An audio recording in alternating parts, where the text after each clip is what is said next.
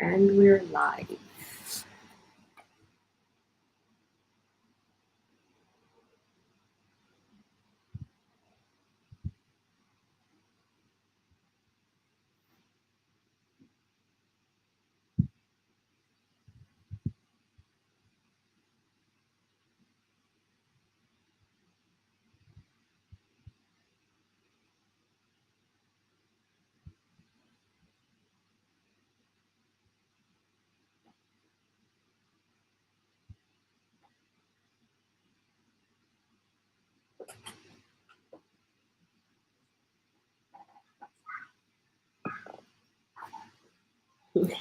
Hi, Allison. Happy Independence. Hi.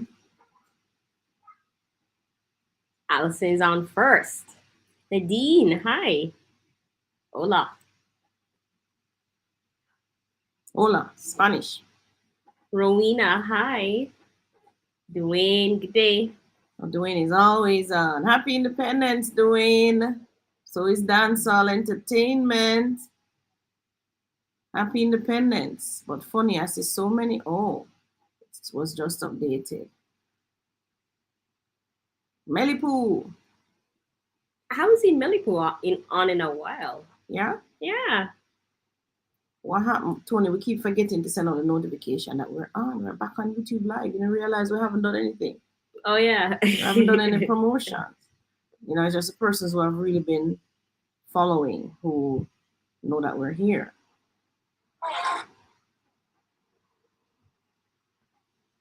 So what's everyone doing for their independence?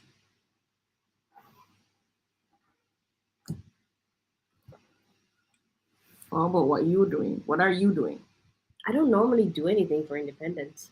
I'm usually just at home. Me too. Well, I'm going to be watching the Grand Gala at 5:30, which I normally do. I just sit at home and watch it. I mean, I've never actually been in the stadium. Ever since my mom used to take us when we were younger. But I think she stopped taking us when there was a stampede with some rain and stuff, and we have never been back. So we always just watch it at home. Melly Poo says she's been there. There's a different sign, you know. All right, Melly Poo, hi. You seem to have, oh, did she sign in twice? No, just 2 messages. Mm-hmm. Hi, Melly Poo. Kendrick is here. Happy Jamaica Day. Thank you guys so much. In bed, UK early, nearly bedtime. Yes, Maxine. Sorry to keep you up, but we're here. Rowena says, I've been trailing you years now. Hi. Hi, Rowena. Thanks for joining. How was the journey? Hope you jumped on the real estate train. Happy Independence, Joy. I hope. Los Angeles is hot. Wow. Is it normally hot? Yeah. No snow or anything? Yeah. They have a climate similar to ours. What? Just straight heat? Yeah. Ah, cool. Which means they're supposed to grow a lot of stuff too. They grow a lot of movie stars and movies. Yeah? Yeah. Los Angeles? Oh, yeah, I say. That's where a lot of the shows are done. Oh. So they have huge, like, Warner Brothers huge sets and those things. Yeah. Okay, cool. All right, Joy says Happy Independence. Happy Independence, Joy. So is Annette. Hi, ladies. Darren. Good day, guys. Hi, Darren. And you have Dwayne. Dwayne is always here. Hi, Dwayne Dwayne. says just chilling and reading a book, UK Vibes. UK Vibes. Dwayne, what are you reading? Yeah, what book are you reading? We are going to be starting the book club. Tony, you want to tell me how many persons registered for book club? No. I need to find a phone. And I need to find app. Those of you who love to read, join the book club. Alison says, just relaxing, got after coming back from where? Jamaica? Alison? Were you in Jamaica? Jamaica is one of these places, you know, when you come, you don't want to leave. When you leave, you want to come back. You told it. And we're here, we live here. A lot of persons who live here just want to leave. We have a love-hate relationship. Only 15 on the book club. So far, okay. So we have 15 persons on the book club.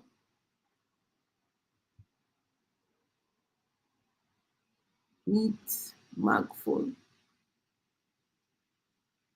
All right, so the times for the book club. We're gonna start at YouTube Live starts at 3, so we'll start the book club at 2 o'clock on a Sunday. Say that again? 2 o'clock on a Sunday. What are you gonna start at 2 o'clock on a Sunday? The book club. The book club will only run for an hour.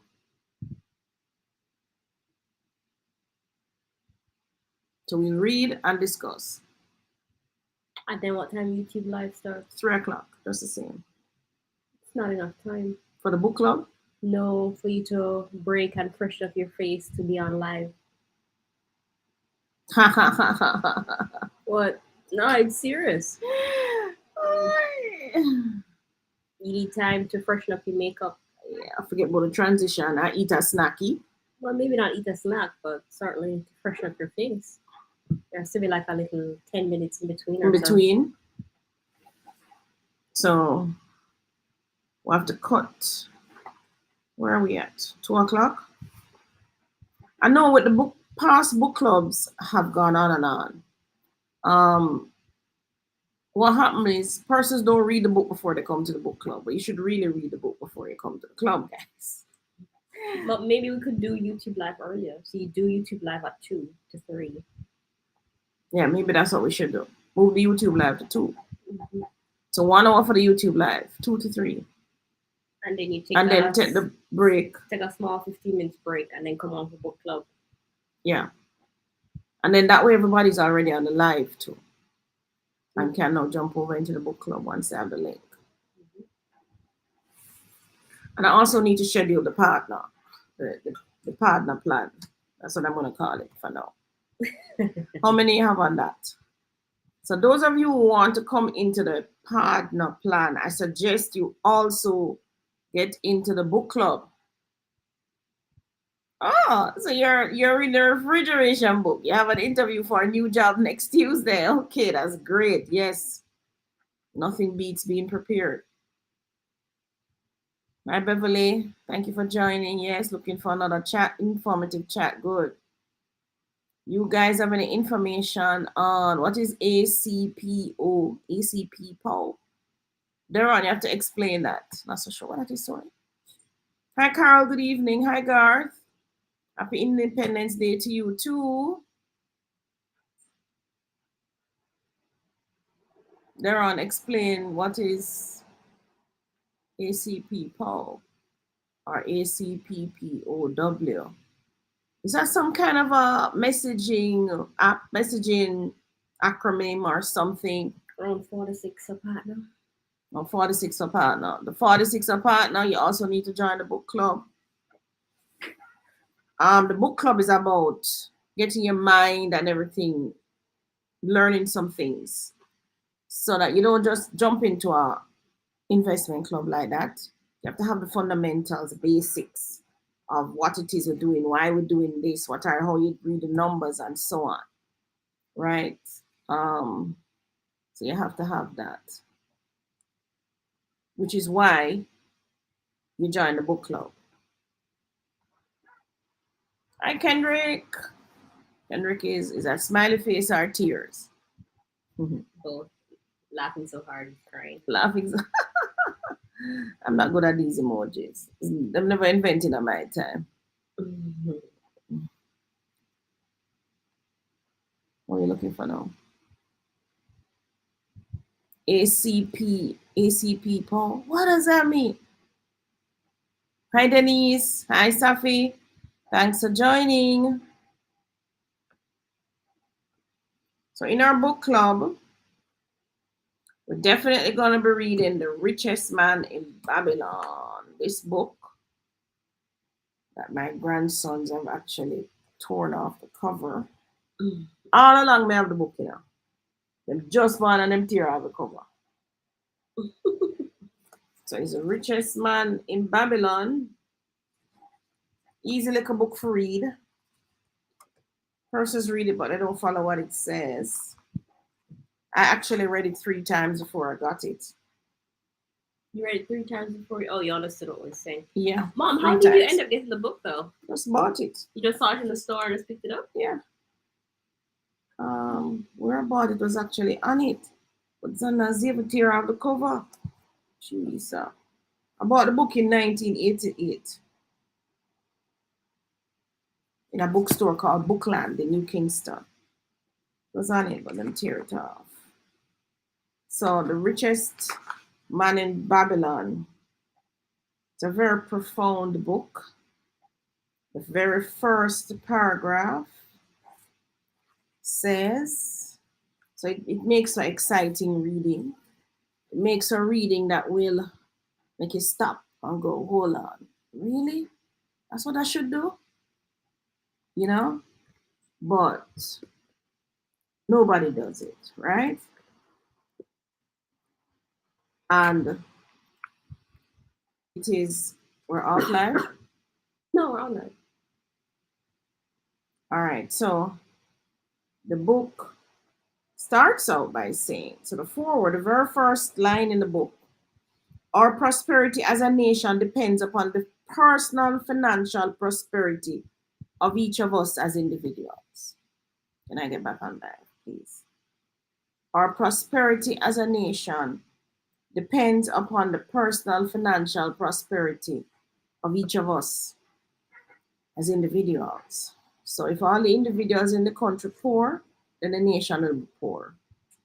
If 50% of the individuals are wealthy, then you can just imagine half wealthy, half poor nation. Very profound. This book deals with the personal success of each of us. Success means accomplishments as the result of our own efforts and abilities. Not else's efforts and abilities, but your own. Preparation is the key to our success. Our acts can be no wiser than our thoughts. Our thinking can be no wiser than our understanding. When you go through this book, you will understand why George S. Clayson wrote those words as his opening foreword. The Richest Man in Babylon, he actually wrote the foreword. GSC. Very profound, right? Now, I'll read another part of it for you. This book of cures for lean purses has been termed a guide to financial understanding. That indeed is its purpose, to offer those who are ambitious for financial success and insight, which will aid them to acquire money, to keep money, and to make their surpluses earn more money. You want to know that? This is a book for you. Richest Man in Babylon. Simple, very unassuming book. But this one moves you. So we're going to read that. We'll also read another book. Richest Man in Babylon usually is what I start with because that book have the fundamentals.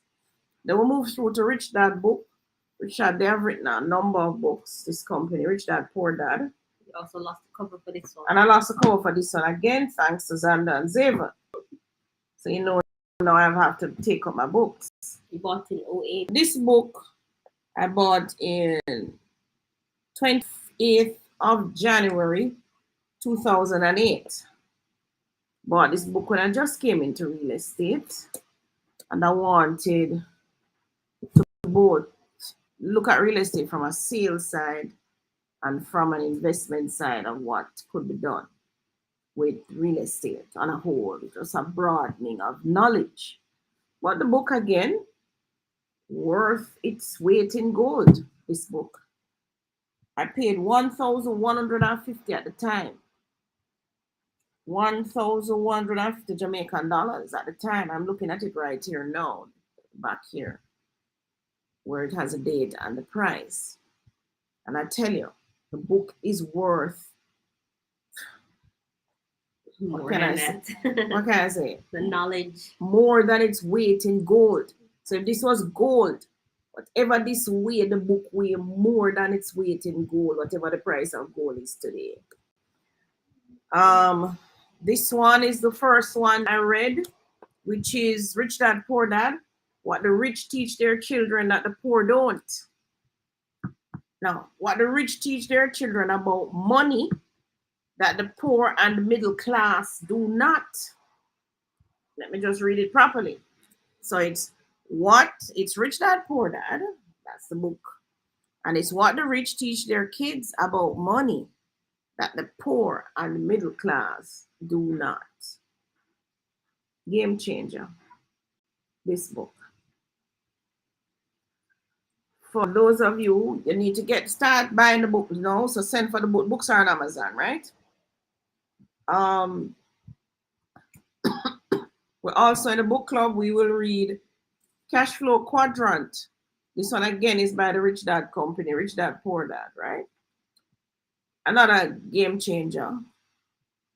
Cash Flow Quadrant. So this book introduces the concept of this 4-part quadrant right here. We have employee, self-employed. Sorry. And you have, I'm just looking to make sure I have it right. Can't read backwards, Business, investor. So business owner, investor. Each of us will probably be in any one of these at any point, or at least in one of them. But if you notice, Mr. Kiyosaki has put it on two sides. You have the left and the right side.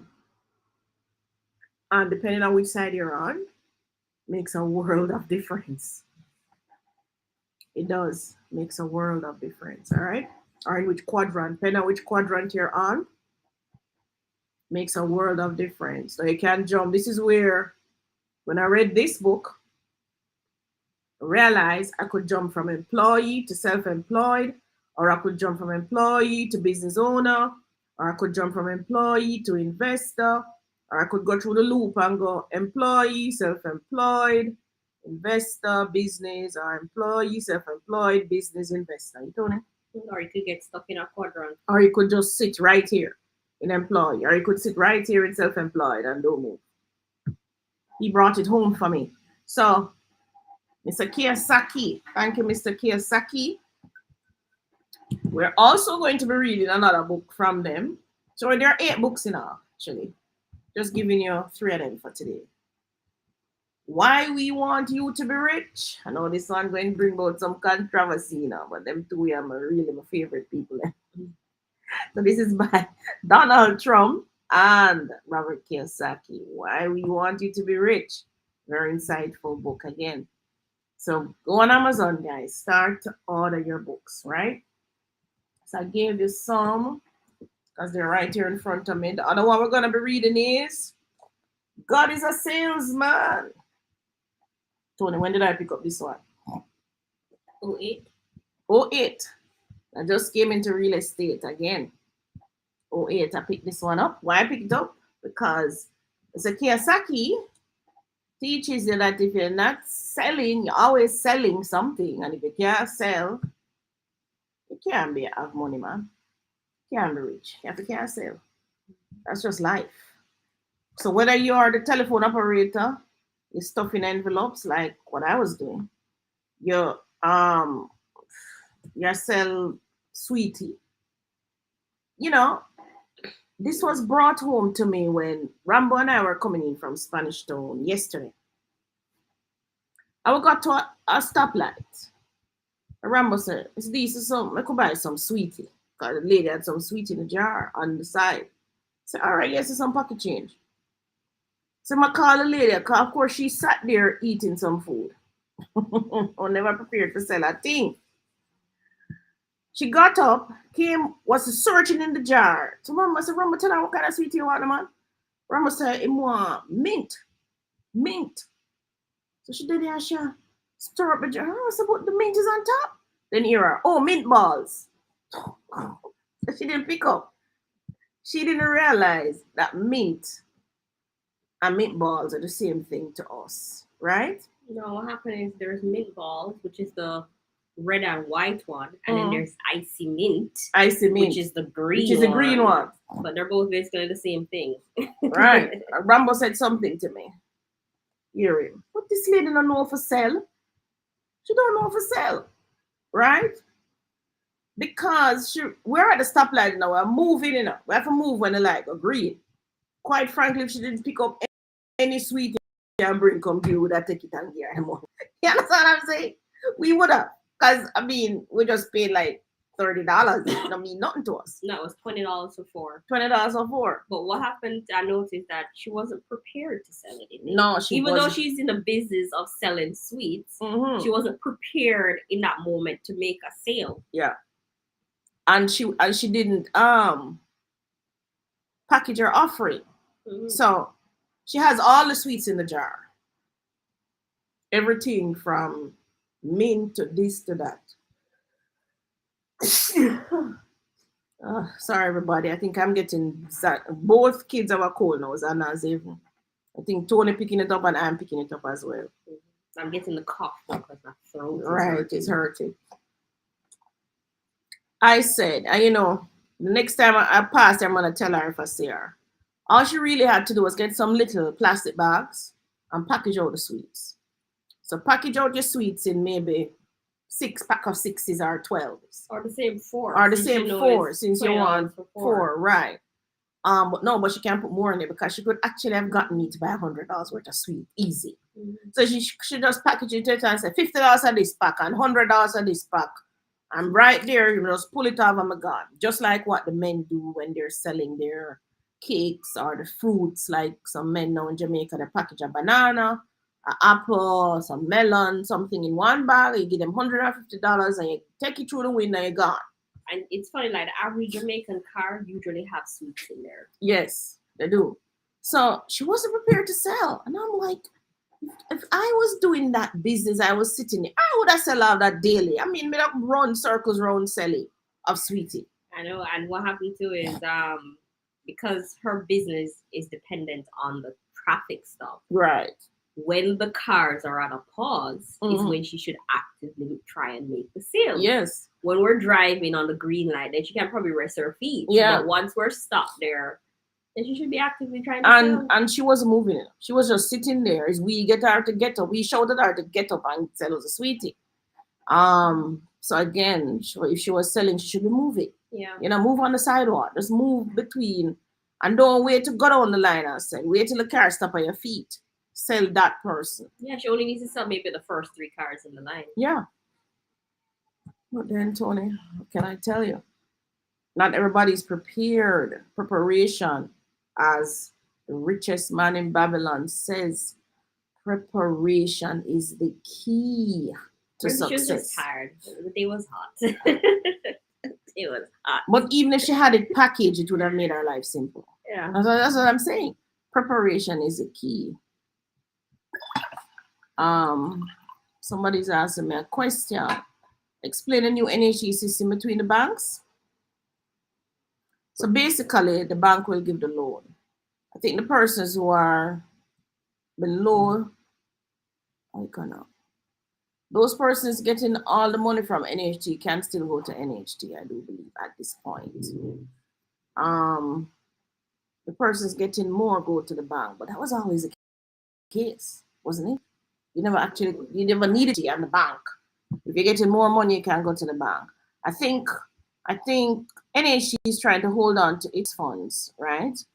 So that they can go into construction of affordable housing. So the banks will issue the loan. The government of Jamaica will still give you, so if you are to get 5% or 4% from NHT, you will still get that 4 and 5% interest rate. And the government will subsidize the rest. That's National Housing Trust. You have an article on it that explains it. Can we go to the NHT website? Go to the NHT website on my phone and see if you find it. So that I can still look at the questions. So in Scotia Bank has joined. All the banks will join eventually. All the banks will join eventually. Because NHT is a serious lender. I don't see which bank will not join and still be in this mortgage race. Can't be. They all have to come on board, whether they like it or not, unless they plan to come out of loans. Or unless they plan to go head to head with NHT with 5%. and 4%, right? But the bank is in the business of making money. How is Yeah, that gonna work? yeah. So I don't think they're going to drop the interest rate for love nor money. Here's But another all the banks will article. get on board eventually. Let me see. Scotia signs as NHT's newest mortgage financing partner. National Housing Trust of Scotia have joined as the newest partners under the External Financing Mortgage Program, EFMP. The partnership was recognized with a signing ceremony on Tuesday, July 18th at the National Housing Trust Park Boulevard corporate office. NHT Managing Director Martin Miller and Scotiabank's team of Executive Vice President Retail and Small Business Banking, Perrin Gale, and Director of Sales and Support, Avril Leonce, inked the agreement, marking the commitment of partnership between the two entities. But you're not, hold on, I cut you. You're not telling me why have they signed? I What will is read here. EMP? Well, you have to get to that because that's a question. All right.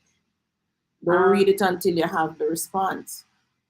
So read it and see if that answers. If the article doesn't answer it, you have to find another article that actually tells us what is this EMP they're talking about. Maybe that is on the National Housing Trust website. Let me see if I can. This get is down to this NHT's question. website I'm on. Oh, find where they actually tell us what that is. That's just them reporting that Scotiabank they have signed on. So Denise wants to know what is the average cost per square foot to build in Jamaica. Where it's about 15,000 now. It used to be 10,000 before the pandemic. I think it has gone to about 15,000 per square feet. No, I bought mine on Amazon. What you bought on Amazon doing? The books, Mom. Oh, the books. Oh, you bought your books already. Good. Oh no, Dwayne was in the last group, wasn't he? And it bent. Good question. All right. 10,000 per square feet. Hi, Yvonne. Good afternoon. Happy Independence Day, Maryland. Okay, I realize that you can hardly find private treaty houses on the respective institution's website, but you see them on auction houses. Auction is different from private treaty, Gia. Auction is the first step. If the house is not sold, then it goes to private treaty. But if it's sold at auction, it doesn't go to private treaty. And if it's not sold at private treaty, it goes to foreclosure. This is where the bank actually takes the property and put their name on it, and the owners can't get no money again. Gia, tell me if I've explained it properly to you. So it's 3 stages. First one is auction. So you will see the properties being advertised for auction. Persons can go in and pay the money, and the house comes off the auction.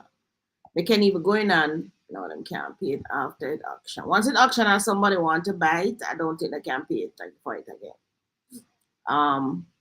If it's not sold at auction, it goes to private treaty, which is where they're asking you to make an offer privately. Private treaty, it's called. Then if nobody comes forth to make an offer, banks usually will try to foreclose on the property, which is where they go to the courts and say, hey, we tried the auction, we got the private treaty, we tried to get people to buy it, nobody's buying it, and we want to foreclose. Foreclosure is not an easy thing in Jamaica. And when you see somebody really lose a house to foreclosure, they just give up and they just really want to get rid of it. They don't, it's like they don't want to. I'm not sure though, because I'm not sure why you would let a property go to foreclosure when even at auction, even at private treaty, you yourself can give it to a real estate agent to be sold, right? So it doesn't have to get to foreclosure. Foreclosure is when the bank really just throw in the towel and give up on it and say, we can't get this place sell, we want the property now. So they go to the bank, go to the courts, show the court that they did everything. And then the court will say, okay, and take off the other people's name and put the bank name on the title. And at that point, if the property is foreclosed on you, you will not get any money when the bank sells this property. So even if you only owe the bank $10 and the bank sell the place for $50, you're not getting any money, which is why it's important that you, the owner, sells the property before it gets to foreclosure. Hope I answer your question, Gio. They can hard to find private treaty because the people paid up the money already, or it went to the auction and it was bought at the auction. Read the NHT and the bank. Mm. It's from the article. It deems that what NHT is trying to do is allow the banks to do what the banks do best and get NHT back to what they do best, which is providing affordable housing. So NHT wants to use their resources to do more construction, Right. and allow the banks themselves now to process the loan, To underwrite the loan. right, with the same NHT interest rate and the same amount of funds, etc., that you get from NHT. It's just that instead of sitting down in front of an NHT officer, you're sitting in front of a bank officer. And that's where it gets tricky for the general public now. Those of you who have not been paying your taxes, filing tax returns, doing all of those fancy things, regularizing your self-employed business, you're gonna be in trouble.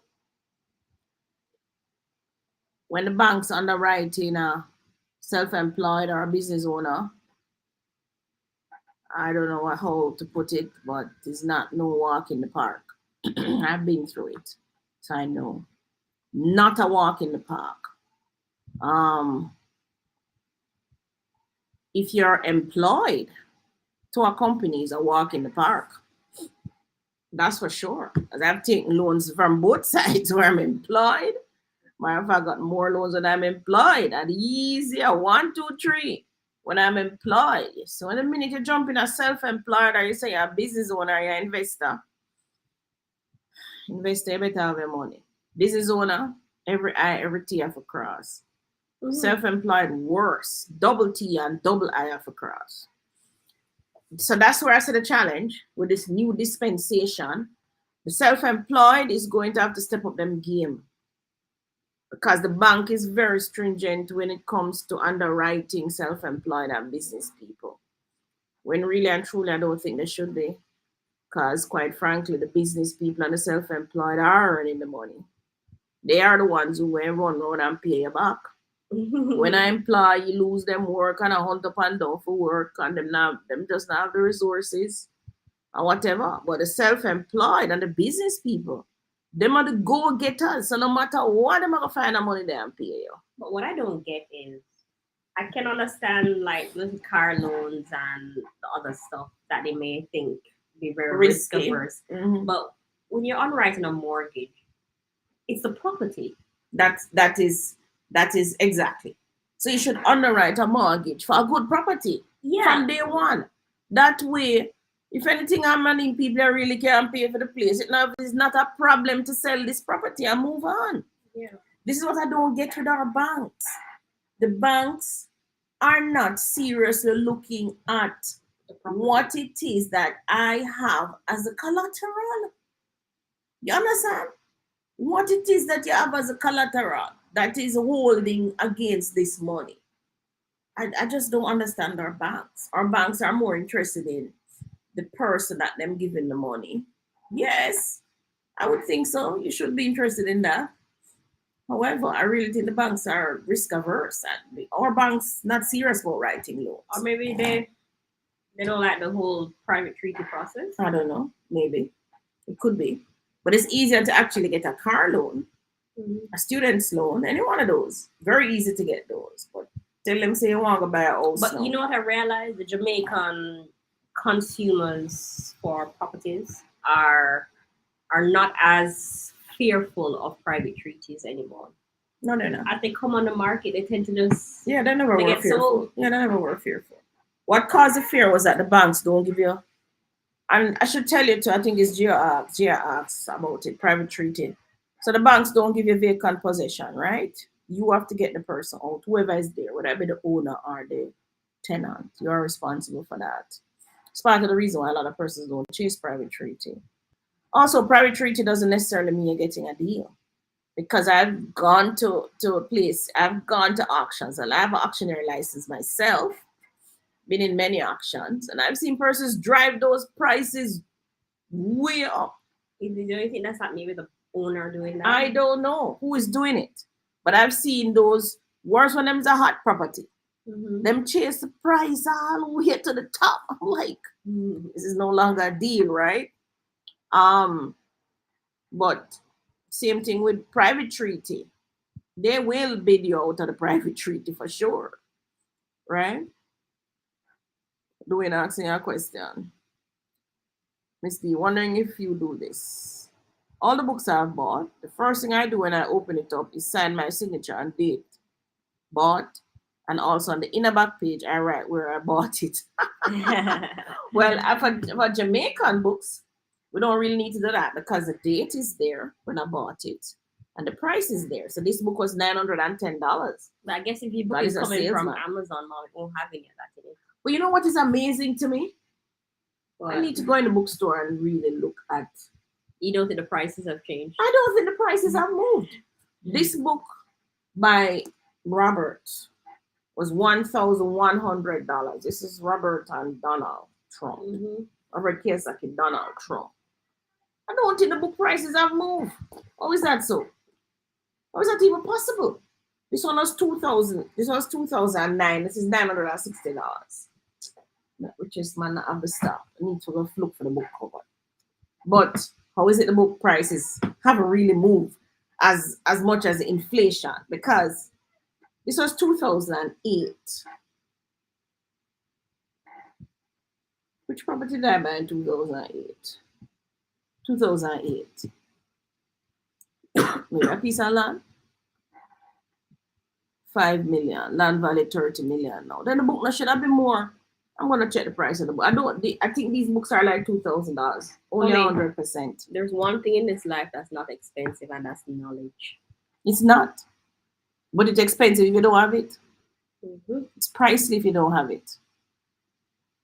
All right. So the books. I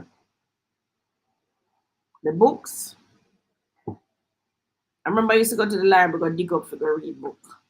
And look at all of them book here. Cheap. Get all the information what you need. So the books. So Dwayne, I don't sign the books, but I usually have little notes in the book. Right? I usually have little notes in the book. Which is mine, Babylon is. So I have this one in the back of this. Service essential. These services are essential. So wireless, high-speed internet, energy, gas, electric, home security, payment processes, ID theft protection. And this, I wrote this in 2009. That means you had a business. Why didn't I follow through? I mean, because this is what I have in the back of this book. I wrote this because these were the type of businesses that I was saying. Oh, these are the ones that are gonna blow up. Wireless, gone through the roof, high-speed internet, energy, gas, electric, home security. We actually just got some cameras installed by Digicel. Payment processes, the people like Stripe and those people. ID theft protection, guys. Now that's the type of thing I write in the back of my books. So when I'm looking back, I will see where my headspace was at the time. What's that? So one? this Change one your is life? So this is a book. This book now. Why I want to be rich? Why these two wanted to be rich? So why we want you to be rich? That's Robert Kiyosaki and Donald Trump. So in the back of this now, I wrote, change where you live, change your life. Real estate will outlive you. When this 2008. I'm most happy looking at real estate. Real estate. What better way to spend your life savings? Your life earnings, yeah. And the final one, the best sleep ever. My own bed. Read Tony. My own room, my own house. Oh my God. That's so true. That's so true. So profound. Tony, when we get them thoughts in my brain, man. So that's what my books usually have in them. Stuck all over. As something comes to me, I put it in there and I write it down. what I'm thinking, you know? So, guys, that's what I do. So that's what you should do with your book. So when you're taking it up years from now, why didn't I take up this one and do the same thing, this cash flow book? Oh my God. I actually knew what it was. Dwayne says my son and partner thinks I'm crazy. Yeah, Dwayne, but I want you to go a step further to like what I did. Now, why didn't we get into any of these businesses, Tony? Wireless, high-speed internet, energy, gas and electric, home security, payment processes, ID theft, protection. These were what I thought would have been Can necessary still get into ID coming theft into this protection. century, and I knew this from 08. 2009. 2009. That's 10 years ago, more than that. All right. Any more questions before we get into the? Let's see. Rowena says, how can I go about owning my own? Oh, Wayne says, what is the process to submit your drawing to start building? Well, first, you have to find a draftsman or an architect, Wayne. That's the first process. They will do the submission for you.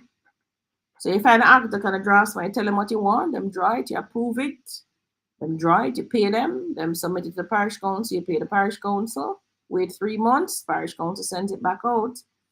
Usually you pay the draftsman up to a point because if the parish council requests any change, he needs to do those changes. So it's not he hasn't completed his work until the parish council have approved it.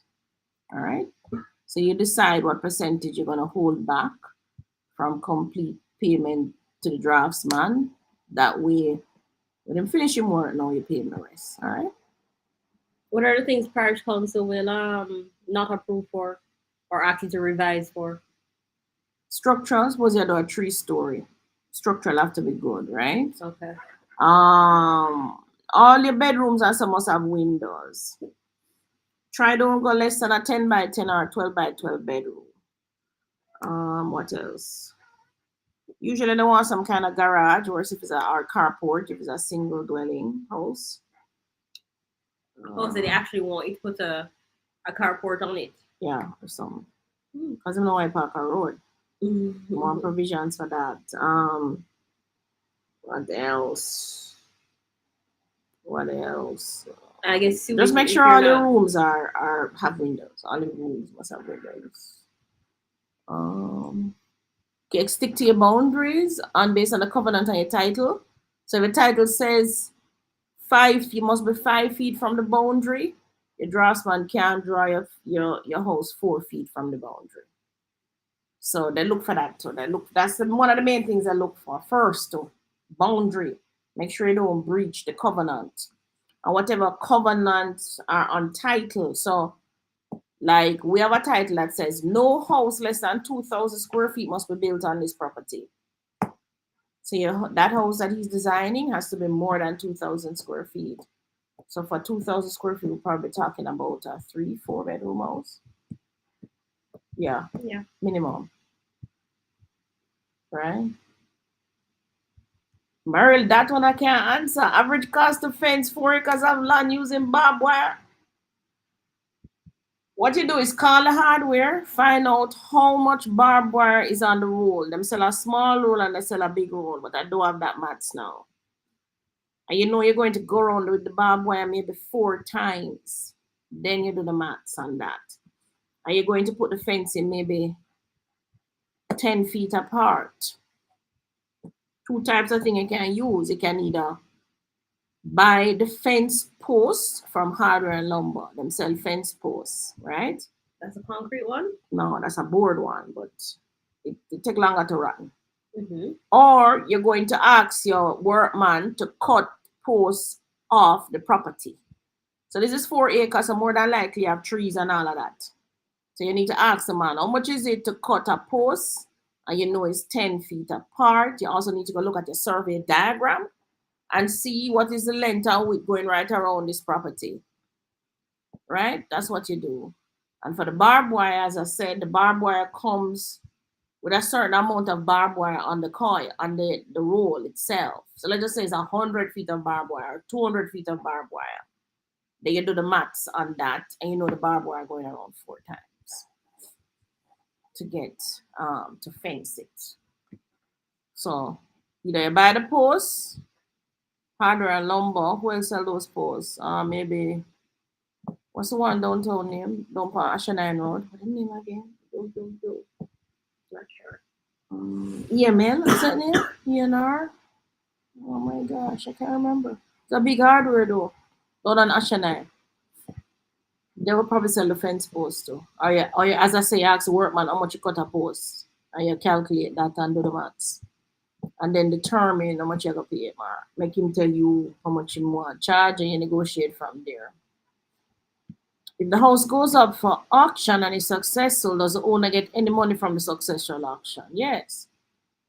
That's provided that they don't eat out in interest.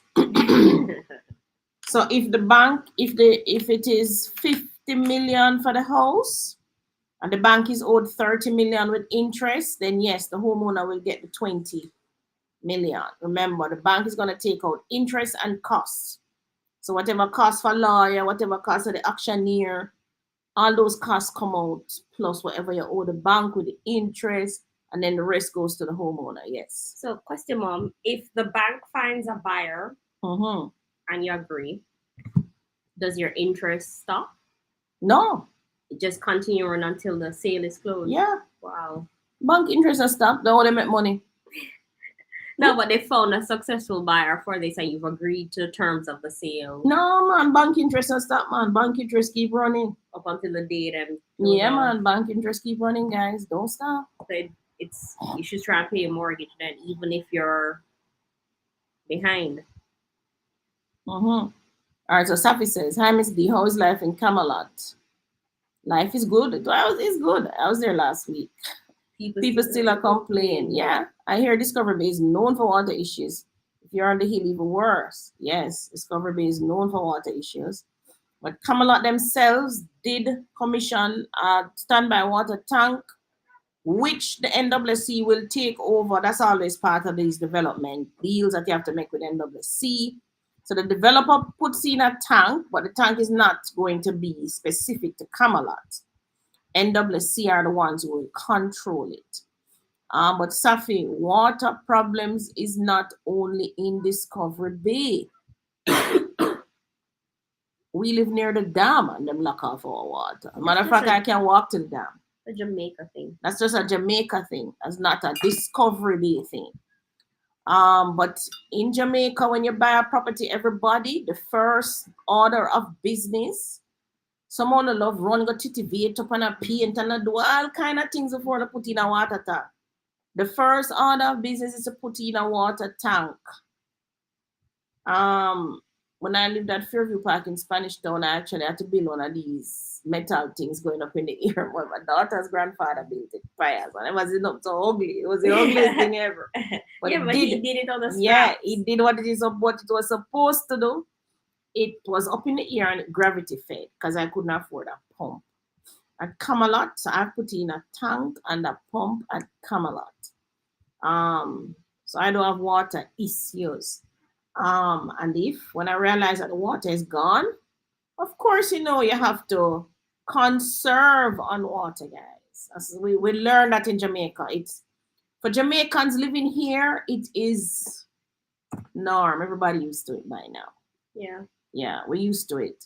We might have more issues when them start putting the double road going down. That's another thing why you should get your tank if you're in Camelot, because once they start doing that dual carriageway, history has taught us once roadworks going on, water will get locked off. With this, we learned that when Barbican Road was going up, Constant Spring Road, Hagley Park Road, all those roads in Kingston, in St. Andrew, they have to turn off the mains to make these connections. Sometimes they cannot connect back because other systems and so on services are trying to be connected, like cable and in JPS electricity and all of that impact it, so they can't turn on back the water, right? So if you're in Camelot or any housing scheme, any scheme, Phoenix, Draxal, what a scheme name, you name it, it don't matter which scheme you're in, put in a water tank, right? Because even though the scheme have standby water too, that will run out too. Because sometimes when I remember when I lived in Fairview Park, this was 1990. The pump never broke down. Them people don't fix the pump for about 6 months.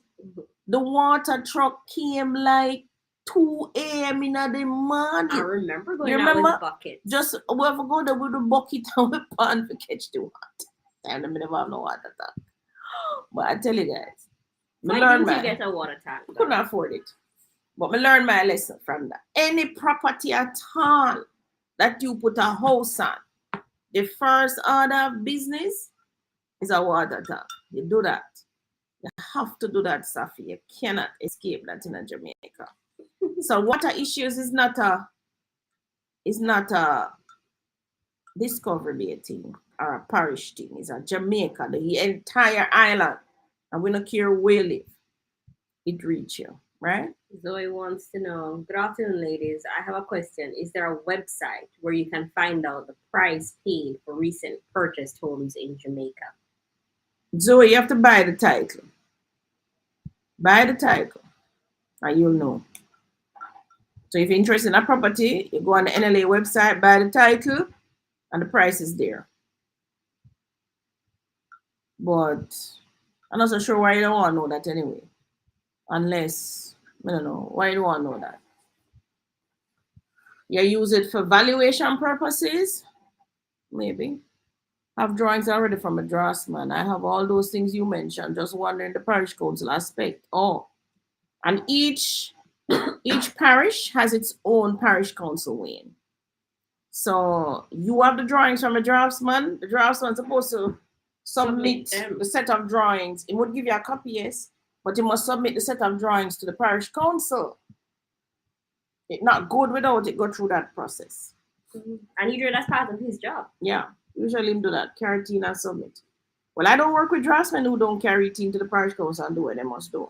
I mean, I'll follow it up and, like Matlock, but them have to submit it and do the necessaries. And submitting it is not difficult either. Not only that, too. A lot of parish councils are online, and it's just a simple form.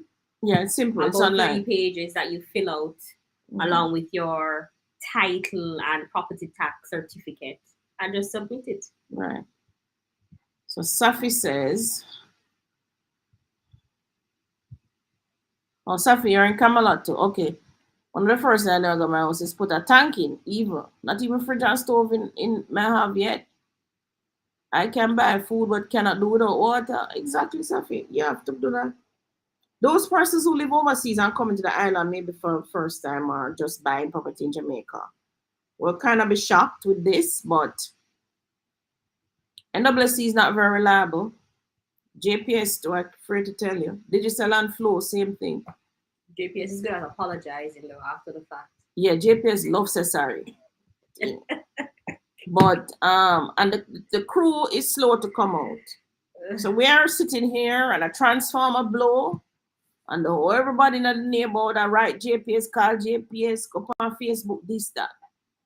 We know it's gonna take about 3 hours before the first man arrive to deal with the transformer. So we know we must just chill, but I can understand the anxiety of the persons who are not used to it, right? And we also have electric stove. So when it goes kind of in a like a quadramble, well, what's the word I'm looking for? But it's all the pot not on the stove and that. But it's just something that we take in stride because we used to. Yes, we need electricity and water, but on the days that we don't have electricity and water, which is very rare, I find that my day goes a lot simpler. Yeah? Why? Yeah. Because what? Because I'm not anxious to get anything done quickly. Right. You're just chilling. Yeah. We learned that. When my kids were small, I taught them that if I'm not home and the light goes, they're to find their bed. Find your bed, crawl into it, and lie down. That's it. Don't light no candle. Don't look for the matches. Nothing. Just find your bed, crawl into it, and lie down. That's all you need to do. And to this day, that's what I do. I'm at home, the light goes, I find my bed, crawl into it. I'm not doing nothing else. If my phone have some charge, I will be hanging out on my phone, but I'm in my bed. Another life lesson you taught us, Mom, is if you're going to go and take a shower, let somebody in the family know Yeah. that you're going to take Take a a shower. Because Yeah. so many things can go wrong while taking a shower. While taking a shower. And don't lock the bathroom and door. don't lock the bathroom door. Never lock the bathroom. Always leave your bathroom door. You just push it up, but it's not locked. Right? So we're not struggling to get in if there's an emergency. So yes, Safi, you cannot do without water. That's what you think. But Jamaica have water. It's not like we don't have water. I mean, down the road from us, we have, let me see, the next one over now. The next one over is Runaway Bay. Then we continue beyond that, you have Priory. Richmond dig and find a well. Nice. I tell you. Them dig and find a well. In Draxall, you have Vista Del Mar. This Vista Del Mar and Draxall have a spring. Mm-hmm. I think the people at Water Commission, their government. I just don't think that they have the entrepreneurial spirit, quite frankly. That this is government, right? You could dig and find well. They don't do that. None of that. They don't put in any more reservoirs, which is really the problem. The storage is the problem. It's not like rain don't fall. Rain fall. You have storage. When I'm driving to Ocho Rios, right on the right side, just above Duns River Falls, everybody know that. One big old tree on the water run out of the rock right on the sidewalk. The other day, I passed to see some man sell the water to some most foreigner by the water there. I'm bumped to the man and sell them the water. I'm like, what's going on here? Even when I'm going to St. Thomas, there's a section when I'm going to St. Thomas on the left side, the water come out of the rock. The people in under their bed. Jamaica is not short of water, guys. Don't make them telling the rubbish. We have 8 rivers, I think, in St. Anne. The Flat Bridge, that river that go through Flat Bridge. Somebody tell me what's it called. What it's called? What the name of that river that goes through Flat Bridge? Never empty. Never. Is that the Real Cobra? Is it the Real Cobra? I don't know. I don't know my geography so well, but somebody tell me. We're not short of water, people. What wish we're not short of resources? What we're short of is resourcefulness. I don't think we have any government that is serious about solving the water issue. Right now, this government is all about roads. Mm-hmm. Yeah. That's what we're getting, roads. I mean, Bustamante was gullies, so we had gully government. We need a water government if it is that we're going to really solve the water issue. We need a government that will take it on. Mm-hmm. We need to lock up the systems across all wherever these. Look at Duns River Falls. Now, somebody tell me. You ever got Duns River Falls and water now run out down the hill into the sea? They can't really do anything about that water, can they? They can't divert it. No, they can't. Why? It's a tourist attraction and the area itself is preserved. They can divert some of the water to a dam. They're not going to The water is being wasted. It goes to the sea. That is part of the attraction. Yes. But when it reaches on the bottom, just before it going to the sea, intercept it. Some of the tourism walk up it quite fine. But when it reaches on the bottom, just before it landing at the sea, just intercept it, man. After everybody picking the water. And the same water you use. People bathing in the river.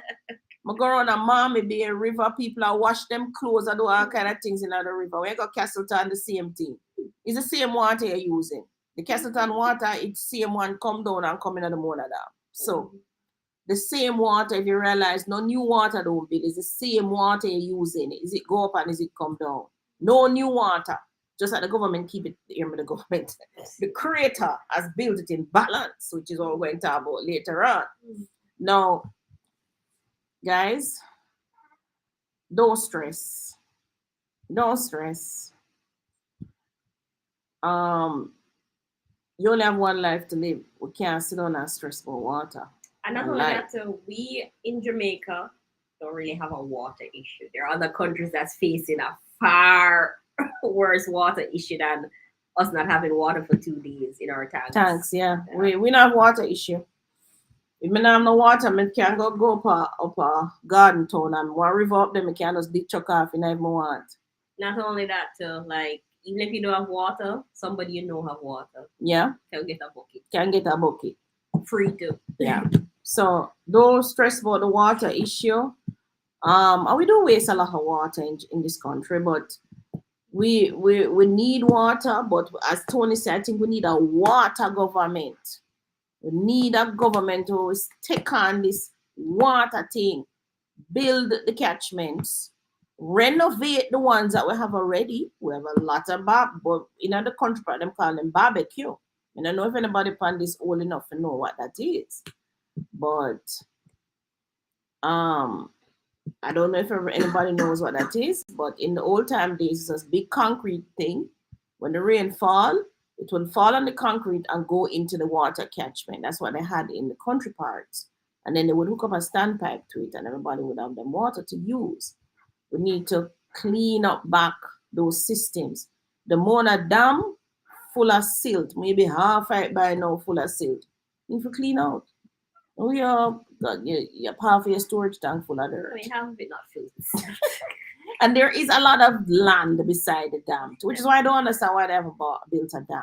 Because that's as if we don't have land. We have land surrounding the dam that could have built probably 2 or 3 more of those dams. But I don't know what the issue is. I could have just float up, please go fund me, and everybody would have chipped in. Wayne says, I never knew that I can submit to the drawings online. Perfect, Saint Elizabeth.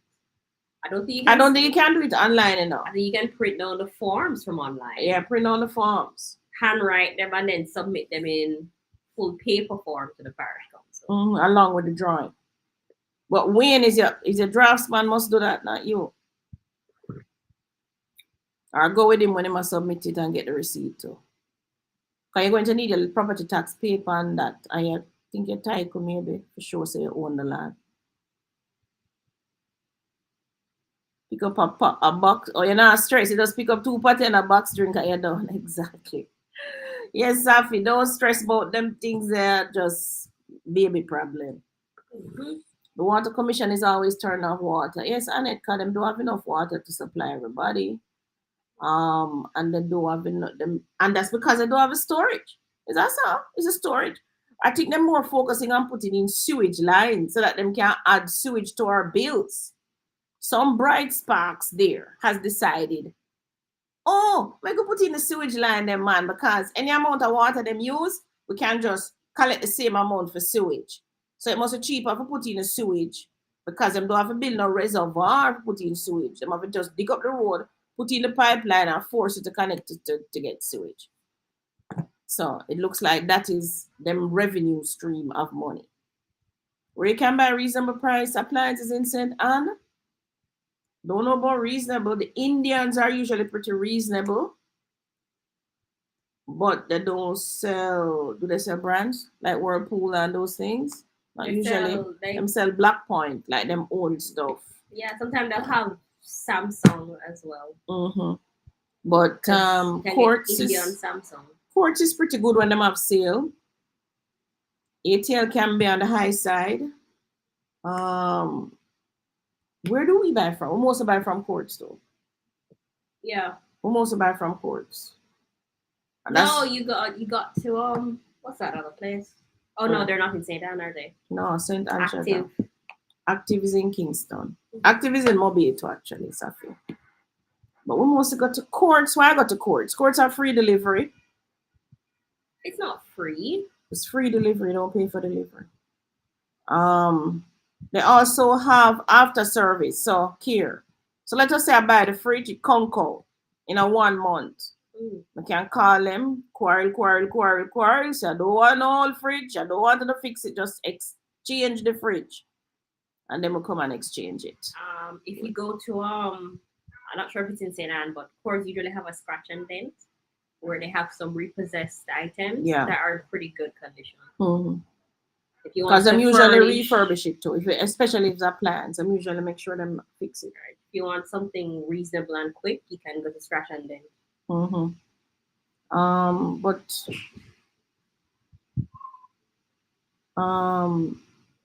Quartz, who else? So strange. Mostly we go to Quartz. Nah, so that stuff about was quartz. Except the washer dryers. Washer dryer was Active. active traders, and that was because they had a sale. So water in abundance, but less than 2% of Earth's water is drinkable. Is it? So all these rivers that we have in Jamaica, they're drinkable. Well, we're surrounded by the Caribbean Sea, so I guess we would have more seawater than River water. river water. But we're not short of water in Jamaica. We're short of resourcefulness. Mm-hmm.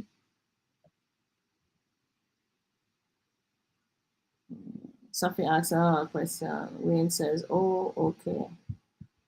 That's what the answer to the parish council question. Sophie, can you please cover in a live stream if it's worth extending a property, not for investment purposes, purely for personal reasons? More space, specifically, no more than 500 square feet. But of course, for your own benefit, and if you can afford it. In other words, how much is 500? 500. What she wants you to know, cover the cost for what does 500 square feet look like? That's like a bedroom and a bathroom, maybe a porch area, laundry. So 500,000, you'll spend maybe 7.5 million.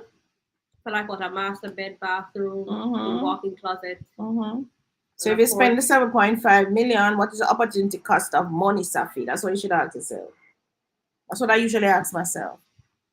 Opportunity cost of money. How would that go for you? Were you here when we did opportunity cost of money? So in other words, let us say you had the 7.5 million. And you use 7.5 million to do the addition, which you and your husband would enjoy. Or use 7.5 million and put in an investment, or use it and maybe add a studio for Airbnb, or maybe what else you can do with 7.5 million. Send a child to medical school.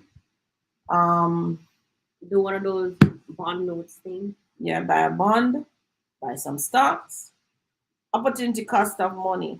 So the opportunity cost of money focuses on what you would lose. So in other words, if you spend 7.5 million adding to the property, what would you lose? Well, I know off the top of my head you would lose out on a bond of 10.75. So 7 million times, I must say 10.25%. That's 717,000 for the year. 59,000 a month. So you would lose 60,000 a month. Is it worth losing it? Not only that. Suppose you don't have. So you lose that money even if you had the money. So if you had the money 7.5, you would lose 60,000 per month simply because you add to the house as opposed to putting it on the bond. Let's say you didn't have the money, you went to the bank and you borrowed the money. So you borrowed 7.5. What would be the cost of a loan for 7.5 million? Would it be about 80,000? Somebody who remember to the loan or amortization, tell me what that would be. So Safi, assuming you're 50, you would get a 20-year mortgage. Somebody calculates 7.5 million at interest rate now is 8.5%. For 20 years, what would Safi pay back to the bank? So because you take the 7.5 and build the place for you and your husband enjoy, you now have to take the money out of your pocket to pay every month. So you lose both ways now. How are you losing both ways? Because if you had the money in your account and you take all the money in your account and you go do the property, you lose the interest off of the bond. Right, so that's one way. That's one way. And if you never had the money, you take a borrow the money from the bank, you still have to take out the money every month, the mortgage every month out of your pay to pay the bank. So you lose that money. You're not losing money both ways. That's just two different ways of losing money. Is there another way you're going to lose money? What's the other way? No, all the other options are gaining money. Which other option? The bond, doing an addition to get back more money. as a rental income. Mm-hmm. But can she do both and don't lose any money? So that's what you want to ask yourself now, Safi. How do I still get the 60,000 and still get the proper the 500,000 addition? 500 square feet, sorry, guys. The 500 square feet addition. So that's really what you ask yourself. How do I? You can do it. How do I? Well, I met them tell me how shall I do. How do I? From court, delivery not free. You have to pay for delivery now. That I know. You pay for delivery at court? Well, Kay would know. Maybe. You just do some stuff. Maybe me not look on the fine print. Or maybe only buy the sale when delivery is free. Because sometimes I do that. So Safi, that's a question. How do I the opportunity cost of money is where you want to focus on here. Remember, you only have a certain time. And we're going to the balance shortly to see, because I think this is where a lot of Jamaicans go wrong too. They're not looking at keeping the scale balanced in their favor, if there's such a thing. Minimizing risk. Yeah, and keeping an equilibrium that is necessary. So in other words, we were talking about water earlier. Just imagine if the crater dries up all the water tomorrow. What would happen? You take out all of the water out of the system, what would happen? No longer have a balanced thing for life force, because you need water for balance, right? Mm-hmm. Suppose him take out all of the sun. Suppose no sun no shine. What would happen? Same thing. Suppose you take away all of the earthworms, or even all of the cockroaches I like. Mm-hmm. If you take out all of them out of the system, there would be no nutrients. What would happen? So you see, everything is playing a role in the case of singers. Yeah, singers. Why did I don't remember singers? Singers, yeah, you can try singers too. So everything has to work. If you move gravity right now, there is no earth. All of us will be floating up like that, right? Oh, but to get back to the point, you're saying that in order to, because I understand what Steffi is saying, that she wants to put on the 500 square feet, which is what, 7 million, to make a more comfortable house, more comfortable space to live. Mm-hmm. Is it worth? So Safi, look at our question. Is it worth? But worth is not necessarily dollars and cents. Right. Which is what you're boiling that down to. Right. But guess what? Million. Can you have worth without this side, which is the expense? Can you have worth without spending 7.5 million? This is it, guys. And we're going to look at balance later. I will need to probably jump into it now. Balance. So you can have worth. So she wants worth, if it's worth, is it worthwhile extending the property? Not for investment, but purely for personal reasons. Is it worth it? So she's trying to figure it in her mind. Do I spend this 7.5 million? It come down to money. Oh, you're going to get the 500 square feet if you don't spend the money. If I spend the 7.5 million, will it be worth it for personal reasons? So is the cash equal to the worth that I will feel whatever Safi determine is worth for her? Mm-hmm. What could some of the things be worth for her? Peace. She could have a king-size bed instead of a single bed. She could have peace. Why peace? Why peace? What do you mean, why peace? Right now, she could be bucking her toe on every single piece of furniture that she walks around. And she could also move out all of the furniture and just put one mattress in her room. Right. Mm-hmm. She could need a bigger bed. Why? Hmm? Why? Why she need a bigger bed? See, these are the things. Sometimes, all You right. need a bigger bed right now because your grandsons are taking over your bed. Or we could go on the floor. Yeah, but You understand? would So that bring peace? it depends on what peace is to you. This is it, you know. It's a personal thing. Mm-hmm. Peace to me don't mean that I don't hear my grandsons crying all the time and whatever. No. Mm-hmm. Peace to me means that I don't have no man texting on my phone every minute. What you doing? Where you going? Whatever. That's peace to me. Mm-hmm. You understand what I'm saying? So I can be at peace in a little tiny room with you, Rachel, and my grandsons. No problem. That's peace to me. But I can be in this big old house with a man that stress the daylights out of me. Yeah, but and no Steffi matter don't how have big that problem. No, I'm not saying stuff have a problem. And no matter how big this house is, I'm still not at peace. Mm-hmm. I'm just making the point.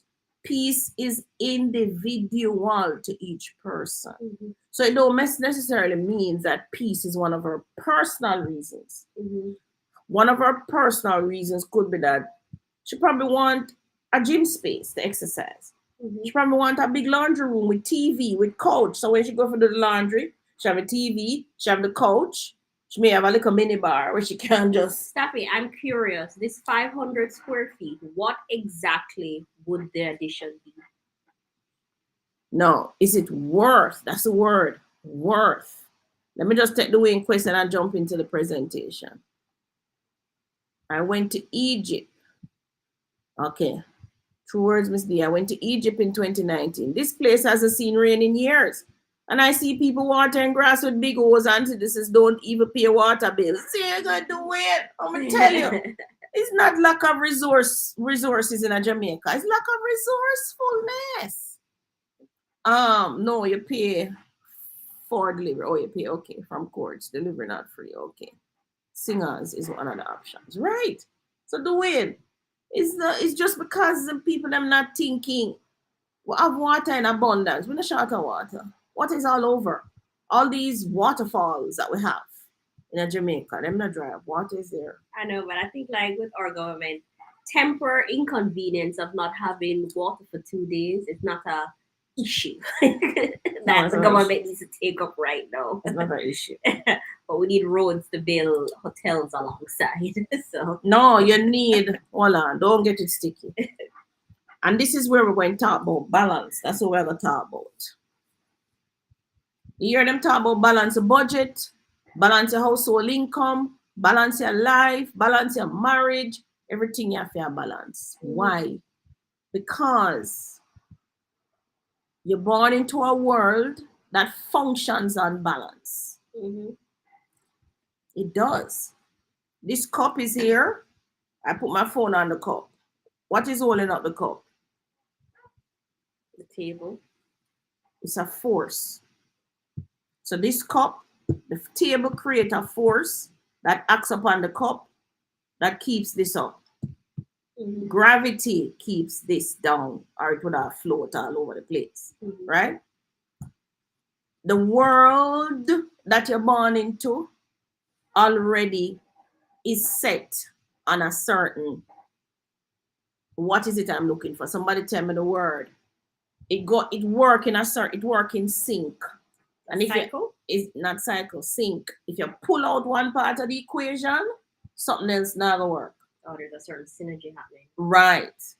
Think about it. Them say the planets circulating around the sun, right? Mm-hmm. Suppose something happened and the sun just drop out of the wherever it is up there.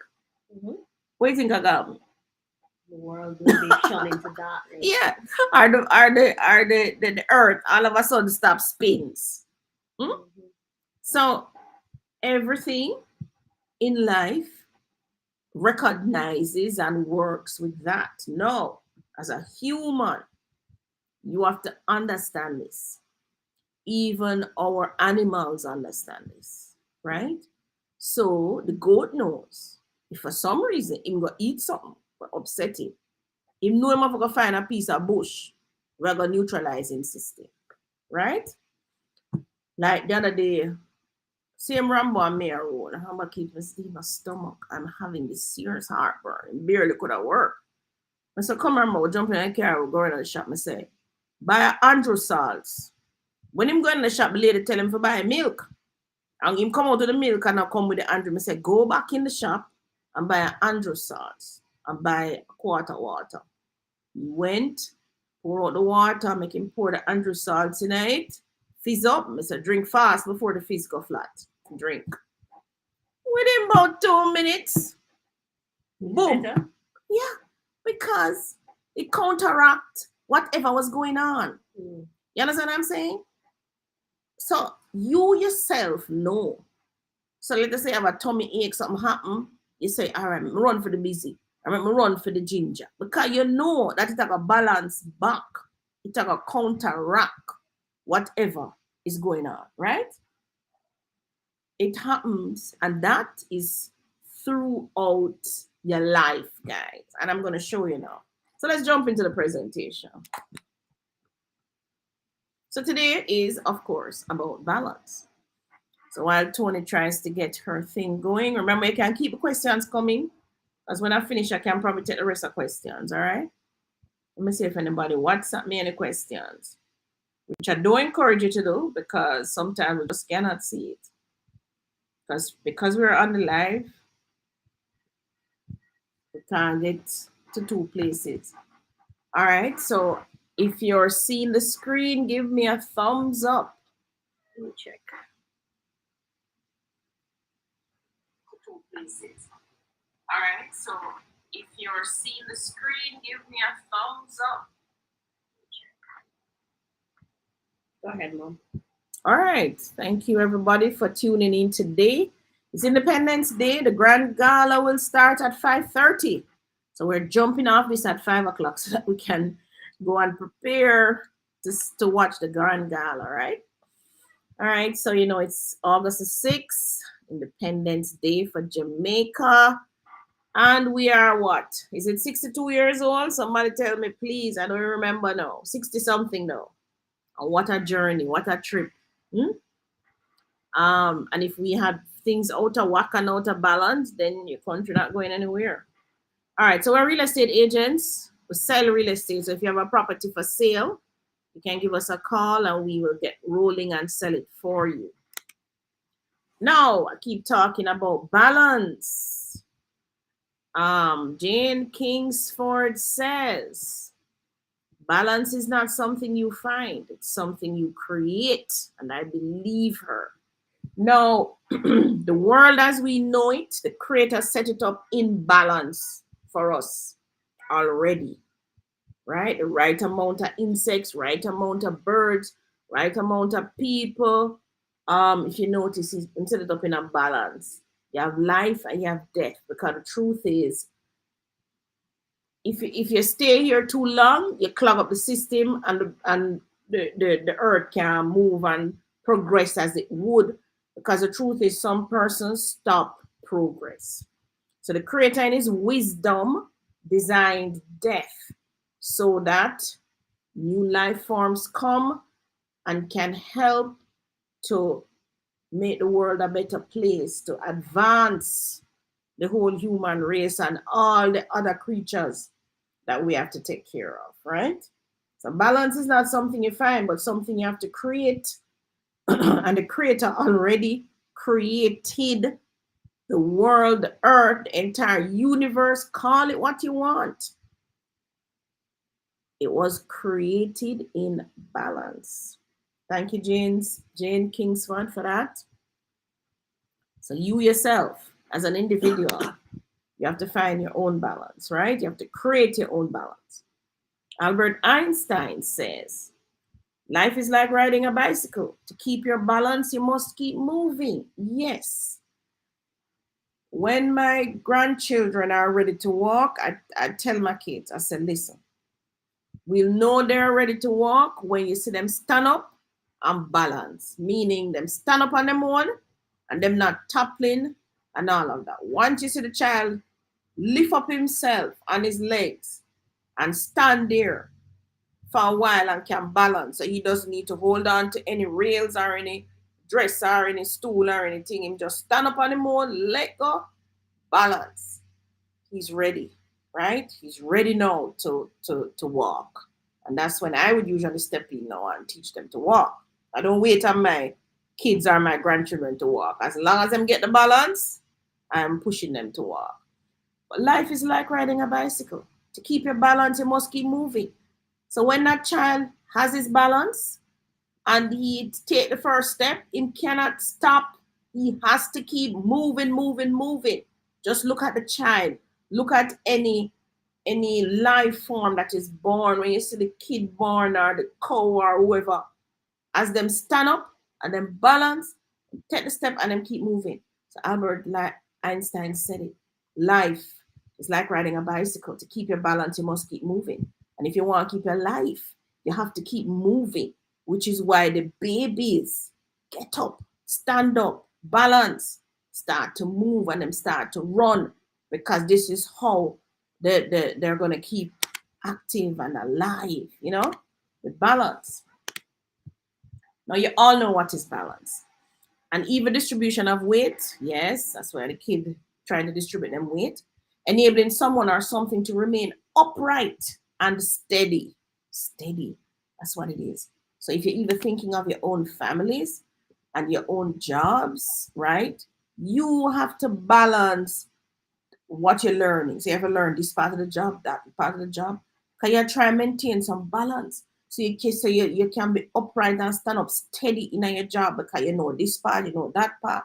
You don't just know the left side and you don't know the right side. You have to know to keep the balance, right? If you lose your balance, you're gonna fall.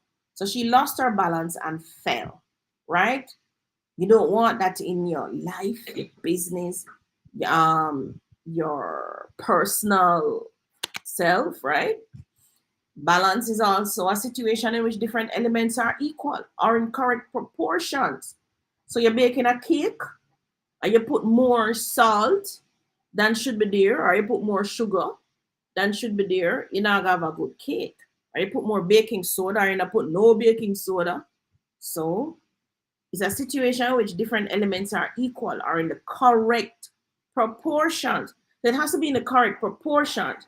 So even when you're eating food and so, you eat too much starch, something else like that. You eat too much sugar, or you just drink pure water, eat whatever. Everything has to be in proportions, right? The obligations of political balance in broadcasting. So in broadcasting, they have to try and ensure that they don't just report on this side, but they report on the other side and decide in between. They have to maintain balance, right? It also puts something in a steady position so that it does not fall. So balance is all about keeping things steady so that it works, right? A mug that she balances on her knee. Offset or compare the value of one thing with another. So just like what Safi was asking us. You want to compare the value of one thing with another. What you're trying to do is still trying to keep the balance. So the cost of obtaining information needs to be balanced against its benefits, right? So you learned some information yesterday. You learned that, I hear my boss retiring. What's the balance? You start thinking, they're going to have to replace him with somebody. Can I now apply for the job? Because guess what? If the boss gone and nobody's there to replace, everything out of balance right away. So even you yourself start to balance back the thing in your head and the equation, all of that. So everything in life is about this equation, one side and the next side. Let's look at these things. And you tell me in the chat, would you want to have money or time? Which one you would want to have? Would you want to have cash flow or capital gain? Independence or dependence? Depreciation or appreciation? Which one? Which one you want, Tony? You want money or time? Time. You want time? You want cash flow or capital gain? Cash flow. You want cash flow. All right. You want independence or dependence? Independence. Independence. Somebody in the chat, tell me, you want depreciation or appreciation? Tell me. I want you to put it in the chat. Just put the word, which one you want. Put it in the chat. You want value or cost, which was what Safi was asking for. Does she want the value? But there's also a cost to it, right? You want you want to be an investor, you want to be a saver. So you want? I want to be an investor. All right. You want to invest time or you want to spend time? Invest time. All right. You want to have debt or you want to be debt free? I want to be debt free. You want to leverage or you want to deleverage? Leverage have to do with debt. So do you want to always be leveraging or you just want deleverage and have no debt? I want no debt. So you don't want no leveraging. You don't want nobody to leverage you or you don't want leverage your body. You just want deleverage. Yep. You want income or expenses? Income. All right. You want assets or liabilities? Assets. You want assets? You want to be rich or poor? Poor. You want to be poor? Rich have too much problem. Oh, so you want poor. All right. Poor people don't have to worry about feeding themselves. Poor have more problem though. You want to be independent or dependent? Class have more problem. Poor don't have a problem. Poor don't have a problem. You want independent or dependent? So Jamaica wants to be an independent nation, but should they be a dependent nation? They should.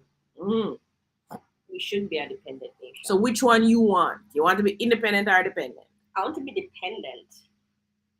That way what? Huh? That way what? Because usually when you're dependent, you're part of a group, right? So there's but maybe the term should have been interdependent. Right. Because when you're independent, you tend to be out there by yourself, trying to do everything all at once. While you're dependent on someone else, you know that probably people are doing different things, and you're dependent on each other to make that progress or make anything happen. It's not solely on you. All right, so you hit a word there, interdependent, which would probably be the middle, the balance. Yeah. All right, everybody, tell me which one. Tell me what they're saying in the chat. You want money or time? You want cash flow or you want capital gain? Those wants appreciation, invest. Those wants to be free. Free. I want free. Most people want appreciation and investor, leverage, debt free. Dwayne says, I want debt. Because I guess Dwayne is probably looking at you want good debt versus bad debt. Who else? Beverly wants assets and Marilyn wants appreciation. Right, Rosin says the debt can be good at times. So nobody know want money? No, because you asked them afterwards. I don't think they were talking about the money. The first two at the top. Money, time, cash flow, capital gain. Nobody know want that. Independence, dependence. Put it twice in us. No. Nobody want independence. Independence is overrated. Depreciation, appreciation, value, cost. Safi, which one you want? I don't see you put nothing in the chat, man. You want value or you want cost? Rose says she wants time over money. Because you can't really get back time, can you? But you can always make more money. Can you? If you don't have any time, you can't make no money. Right, as I'm saying, you probably want time more than the money. But if you have the time, you see, you're in a catch-22, you know. All right. Let's go through them now. We're talking about balance, remember, guys. If you have time and you have no money, where are you? Is that good?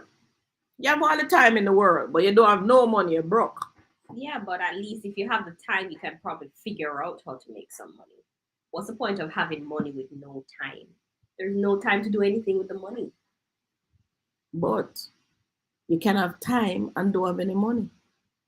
Right, and you can have money with no time. But both of them is not the ideal. You see that? Both of them, none of the two by themselves is the ideal. So what you have to do? But time is the only one there that can't be earned.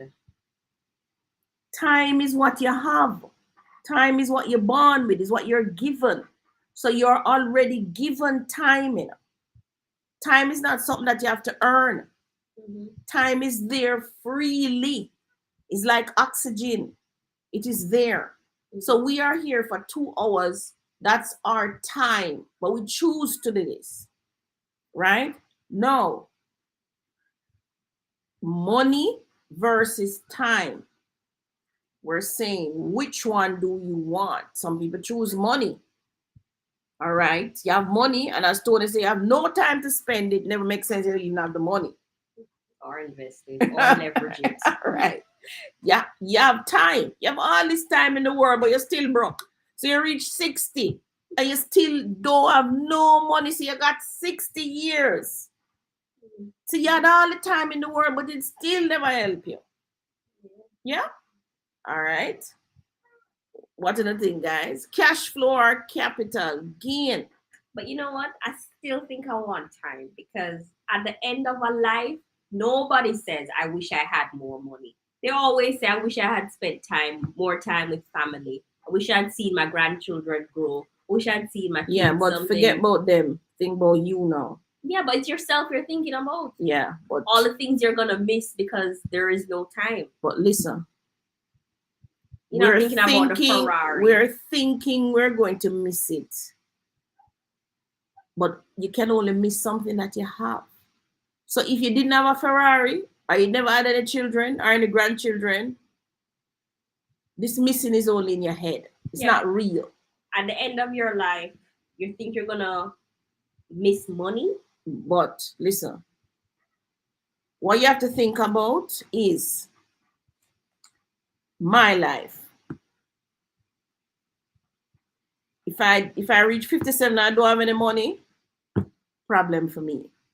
Which was why when I got to a certain age, I got to read The Richest Man in Babylon. Mm-hmm. You understand? I was looking for those books and opportunities that would make me move because I realized that this was not going to cut it, right? Mm-hmm. Having grown up in the ghetto and all of that. But let's go through them. Cash flow or capital gain. Can you have one without the other? Cash flow, capital gain. So they'll tell you, let's go after the cash flow. So you go after the cash flow. You get a business, you buy stock in, and you sell it back for $10, buy it for $2, sell for $10, and cash flow $8. Maybe after expenses is $5. So you have cash flow. Capital gain only comes with real estate. So look now. So you have the cash flow, and you have cash flow 2 million, 10 million, 20 million. Yeah. And you still have, all you have is cash flow. You don't do anything that going to give you capital gain. Because you're busy at chase cash flow. Mm-hmm. Is that in balance? Remember, we had the balance. But the capital gain is only if you sell. You have to have an asset to have capital gain. You don't need an asset to have cash flow? No? No, you just need goods and services to sell. Okay. Cash flow is about having more money in your pocket mm-hmm. than the expense that it expends. Okay. So cash flows. You have more income than expenditure. Yeah, but... So if you have cash flow, so we have $1 million cash flow every month. Mm-hmm. We have $12 million by the end of the year. By the end of 2 years, we have $24 million. I guess you can leverage yourself better so if you have something that has a capital gain on it. Yes. Go further, quicker. Right. You see that? So you see how that works? Mm-hmm. So you would need both, not just chasing one. Yeah. Remember, we're talking about balance. All right. Independence and dependence. I think you kind of said something earlier where you said better to be what? Interdependent. Meaning, what does interdependent mean? So independence mean is you alone stand up over here. Women love to talk about that. Oh, I'm so independent. I'm my own key. I'm my own this, I'm my own that. But really, guys, I don't know. I think that's overrated, really. Independence. And then on the other hand, you have dependence, right? So like children are now dependent on adults, correct? Mm-hmm. But you really have to teach your kids to be independent at some point. They must can feed themselves, bathe themselves, da, da, da, da, da. But at the same time, you have to practice some interdependence, as you said. Is that the word you're looking for? Yeah. Some interdependence. So in our household, we have interdependence. So like Rachel and Brent will cook dinner, right? Tony will iron. I will also iron, but I only iron my grandson's clothes. We'll clean. So we're interdependent on each other. Understand, guys? We're interdependent on each other, right? We also, like, I don't go to the supermarket. I just contribute the money to go to the supermarket. Them go to the supermarket. Me give the money. So we're interdependent in that way. You have to look for interdependence. You have to look for the balance, because you're going to find I have to go earn the money. Then I have to go to the supermarket. Then I have to go cook the food. Then I have to go clean the house. I have to go iron the clothes. Oh my God. Independence. Independence. Well, how that look to you now? I hear the ladies complaining. Oh, I'm thinking you take out the garbage. And me have to go take out the garbage. Really, guys? You want to go to garbage? So, because you show your independence. Oh, I don't need him to take out the garbage. I can't take it out myself. Really? You want to do that?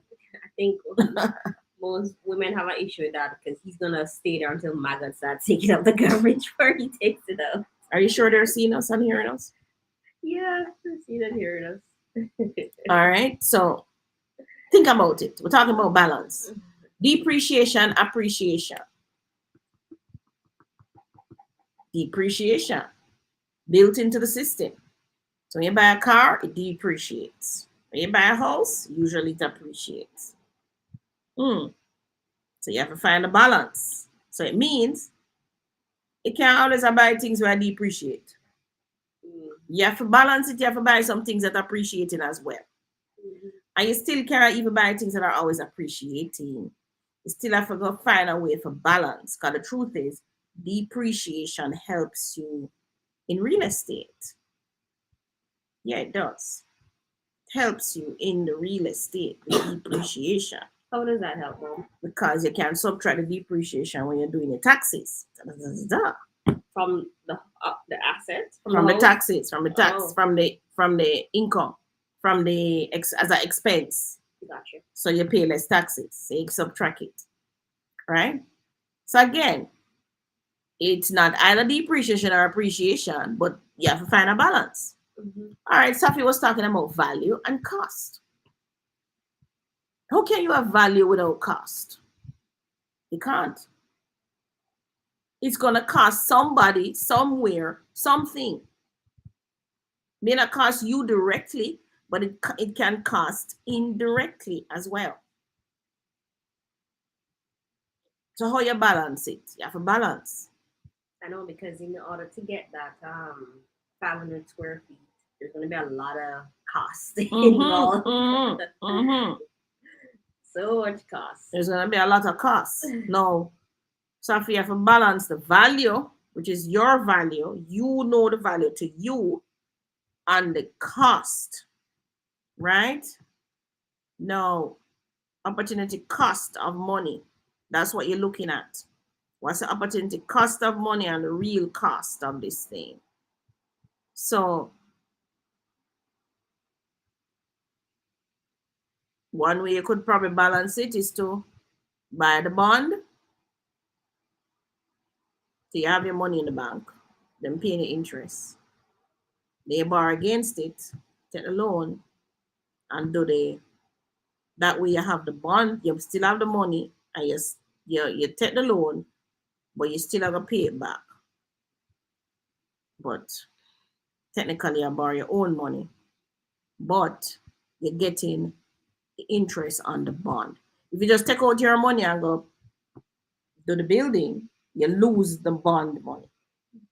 Yeah, but at 700,000 per year, how long is it going to take her to the 500 square feet of addition?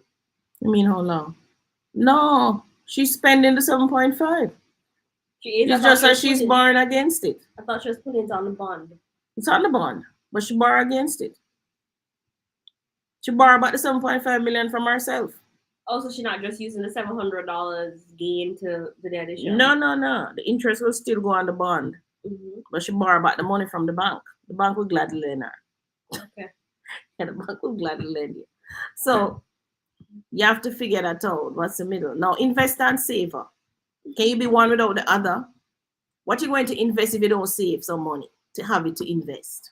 And when you do invest and you get all of this money, are you going to go waste the money? Or are you going to save back some so you can invest some more? But some people just save without any investment. And that cannot be either. I know. So you cannot have one or the other. This is the point I'm trying to make with everything I put here. It has to be in balance. You understand? Because when you save the money, let us say you save $50,000. You save it, 300,000. You better find something to invest it in. Or eventually this 50,000, 100,000, 1 million will not even can do the 7.5 million addition. Dwindle away. It dwindles away. So you have to do it. Now, do you invest time or do you spend time? You have to invest time. Only? You can't waste some time. Spend some time doing absolutely nothing.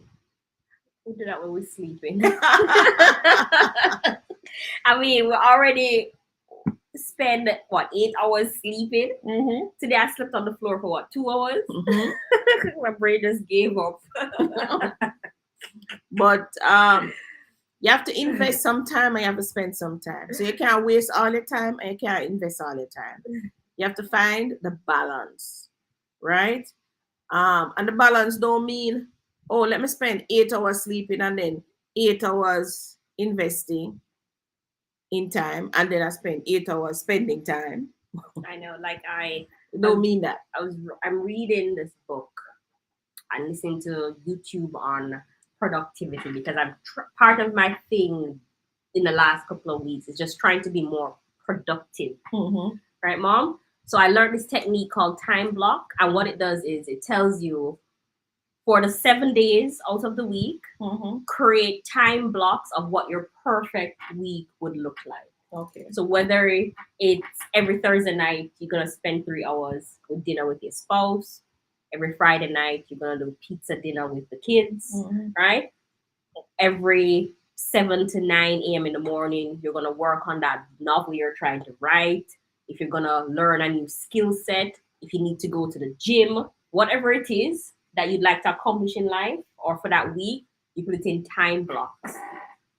Oh. And then you try to stick to the time block for at least 1 week. Mm-hmm. And then where you need to make adjustments, you make adjustments. And then you can really look at your week and see where you're spending time versus where you're wasting time or where you're investing time. Okay. Right? And then you can change up the time slots or whatever to suit what really works for you. Because sometimes he was saying in the podcast that sometimes we do have the time Mm-hmm. to invest, but because we're not organized in terms of what our week looks like, Mm-hmm. we end up just wasting the time when we could have been more productive in the week. Okay, but it depends again on you, your personality, and all of that. So, like for me, that wouldn't work for me. Mm-hmm.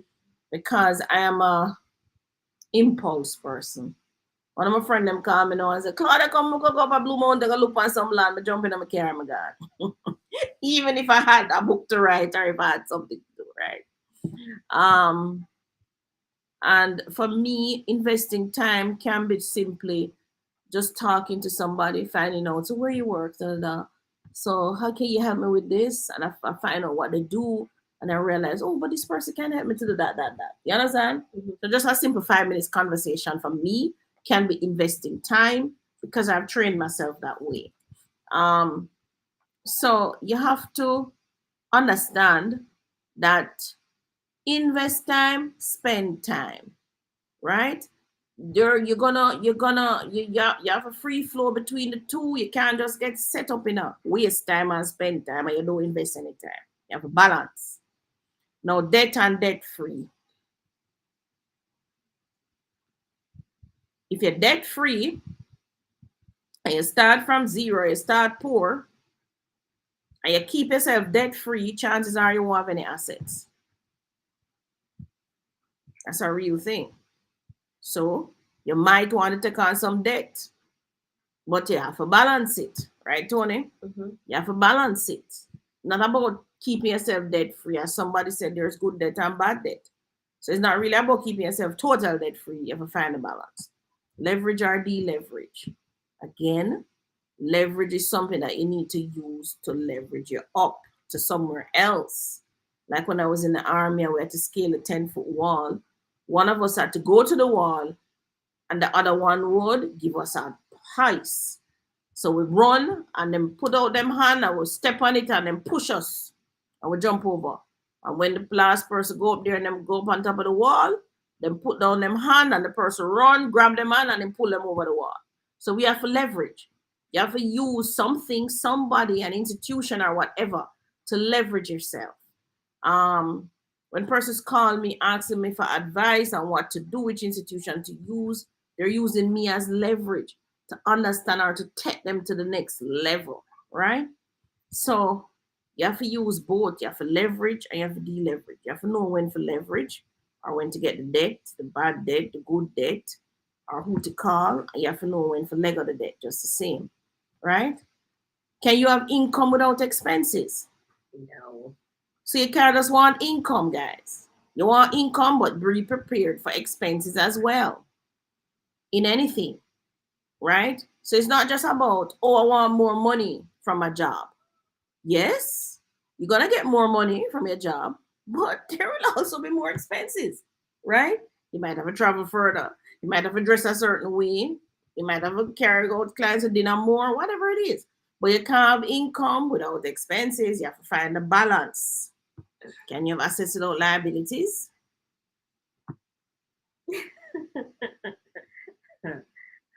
Maybe inherent assets. You still have liabilities. You might have some family members that are liabilities. So again, it's all about the balance, right? The balance of it. Can you be rich without being poor? Can you have rich people without poor people? I don't think so.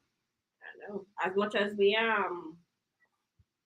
some people say negative things about rich people, the thing is that we need them in society for society to move forward. Yes, you do. Right? You also need poor people for society to move forward. However, poor is just a state of mind, right, guys? Remember that. You have what it takes in you to go on either side of the fence. However, even though somebody, you may look at them and see them rich, they still try to give away lots of things. Give away. Because the truth is you can't get without give. Remember, opposite. Everything is in balance. So them giving away this money to the poor is them needing to reach out to the poor because you have a poor side to you and you're identifying with the poor. You understand? So you have to find the balance between your rich self and your poor self. Right? I we did independent and dependent already. Everything works in balance. Right? Works in balance. And I think I'm at the end. All right, so let me take the rest of questions. So that's what I wanted to point out to you. That as you go through the book club, or go through investing, or go through this in your life, you have to balance. You're married. What is the balance here? Am I let's go on, let me see what it says. Okay, yeah, I was finished. Am I maybe not being balanced enough in this relationship? Do I expect or want my partner to do more? And I myself don't even want to do the more. What's the balance here? Because if it's not in balance, so like me, I know when my health is not in balance because I get these serious headaches, right? As soon as I try to balance with myself, the headache's gone. You have to understand your body, your relationships, your workplace environment, even Safi was asking me earlier about Camelot. Them have to find them equilibrium, find them balance right now, just topsy-turvy, but you have to find the balance because everything in this world works in balance. So the creator created it, and that's how you have to try. Like one of the things is heat at Camelot, and that's because the developer took down all the trees. Yeah, but we can plant some. And how long them out take for grow? We Therein can lies the plant them question. small. We have to plant them small. Well, what if a rock stone? So that's a challenge. But that's it. So for us to balance back that environment too, one of the things we have to do is putting back some trees. Right? Because everything is a balance. We have to get the trees, we have to get the birds back in, we have to do all of that. That's what we have to do. Dwayne says he wants that. All right, anybody have any more questions on it? Giants is asking, what about the cost in Portland, or the lost cost in Portland, since they are doing the new road? Okay, Portland gone up, man. What? Portland gone up. Gone up? What that means? The prices. Oh. Let's look at Portland. Let me look at Portland. We have 10 minutes. Go on to RAJ, let me look at Portland. You have 5 minutes. Oh, that clock is saying 10 minutes. Is it? Yes, but remember, we're not looking at that anymore. Oh. It's been dropping a minute every week. Wonder why. I'm not sure. I probably need to reset the machine. Did we miss any question? Just scroll on, let me just check. All right, so we're just going to look at the Portland. Good day. I heard you mention a dual carriage road development plan on the north coast. That's going to start as soon as they complete St. Thomas. It's coming from, I think, Miami Bay all the way through Draxall, St. Anne's Bay, Runaway Bay, Discovery Bay, going on and on and on. We have some hotels that are coming along that corridor, and that's going to be a game changer again. Right, guys? So those are coming. All of those, yes. So we're going to have some pains right there. But it's going to be a good thing. It's going to be a good thing. As Tony said, this government is about roads. So I have to jump on it. They're about roads, which is a good thing. We need the development. Roads move you. Right? Without roads, people can't move about them business and do it fast. So it says Portland price has gone up and is up and coming place to live. Mm-hmm. So when them over there, so this come bubbling the roads. That's the word I'm looking for. When them on the north coast mashing up the roads, I just pack up my little suitcase and go to Portland. Got the road them would have done already. Yeah, so they're gonna be doing that. But I'm sure they will do it with a little bit more finesse than what they did in St. Thomas, because we have a lot of investments and hotels. We have hotels on the stretch. And trust me, them not going to sit down and make Jamaica government mash up road and them tourists them can't come in a peace. It's not going to be on. Where is this? Portland, Stony Hill, Blue Mountain Coffee Farm for sale. 5 acres on the western slope of Blue Mountain in Olana, Tony. Let me see that. That look reasonable, but I can't tell you. I said Blue Mountain has some serious hill you gotta climb. Half acre of residential lot. What are you looking for? Just something closer to town. So anchovy there. That's close to town.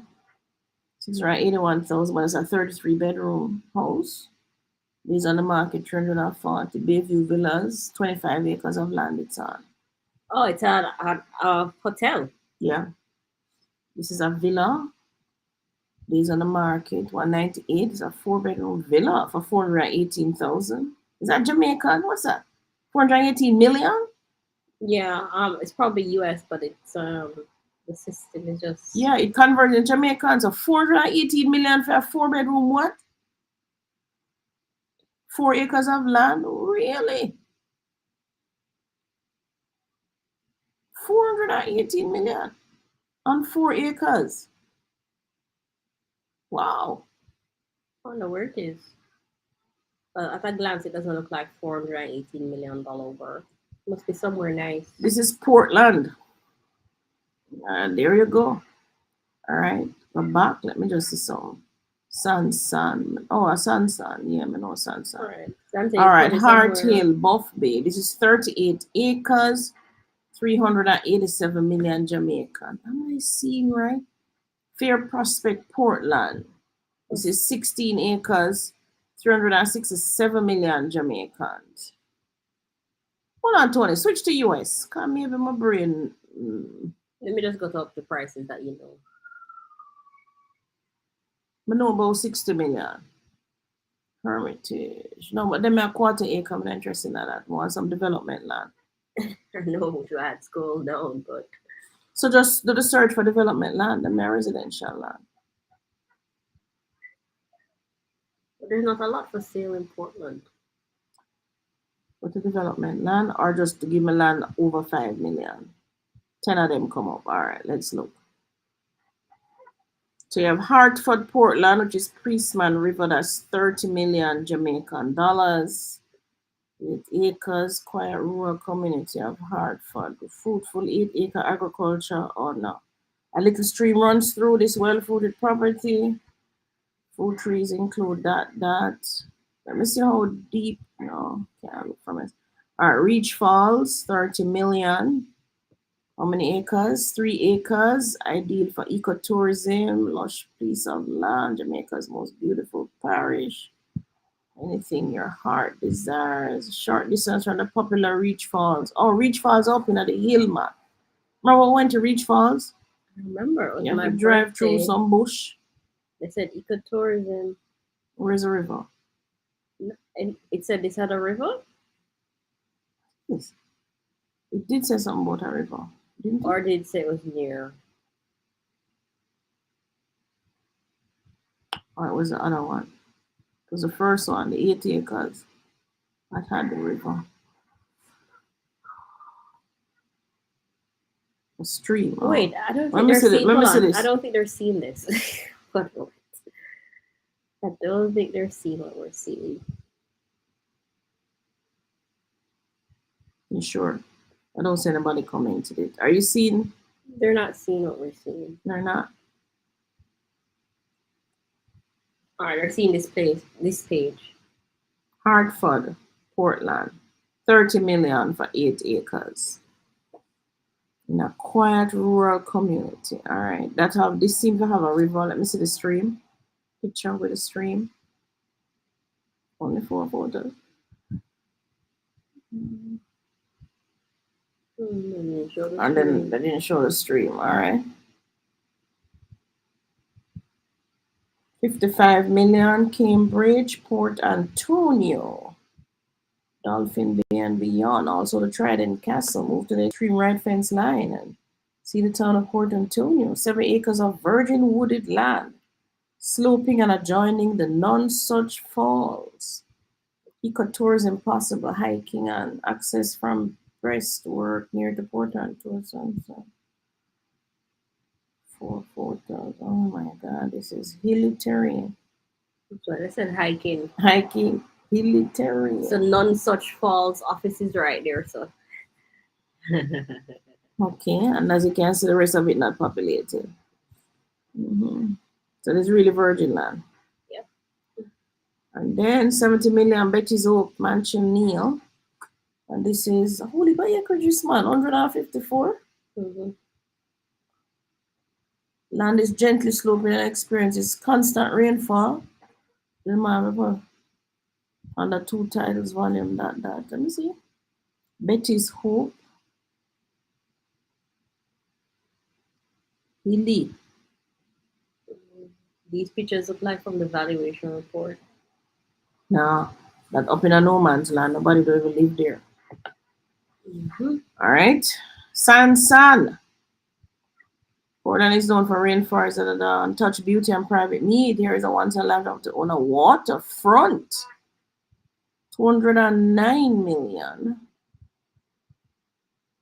But this is only look at this. This is only 1,600 square feet. What is it? This is not even a. Where's the land? Scroll. Maybe something like this. One little piece of something. Let me see the land. Yeah. This is it. I want little something for how much?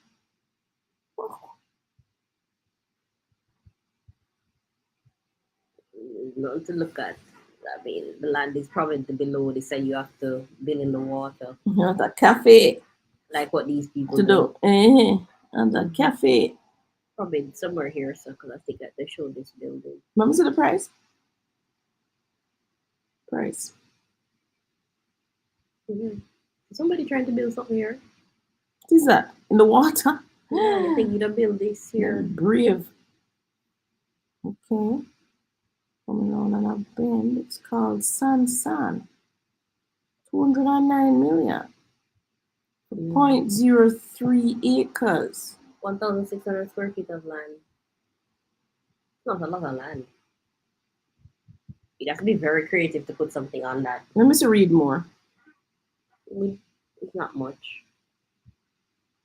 Big plans are in the works of the area with the new highway from St. Thomas. 18 months. We love the vibe of the area. Craig's Mill District. How many? That's 115 acres. Beautiful lay of the land. Just 5 minutes off the main road, Buff Bay. 10 minutes to the main. They have gone. Pirates Hideout, 340 million for 29 acres. Wow. Scroll. Fair Prospect, 16 acres, 367,000. 16 acres seafront, 367 million Jamaican. And then the next price is 2 billion. Margaret's Bay, 258 acres of land. No, that's the next one of 4 billion. 123 acres. The new Buff Bay. It's on the beach. Yep. Yep. Oh, this is one with the airport. That's the airport. That's the landing strip. I don't know what you put right there around it with the landing strip right there. Oh, they actually have a little subdivision. So what they're selling? What are they selling? Scroll. So we see the subdivision. Go back. Maybe we never read it properly.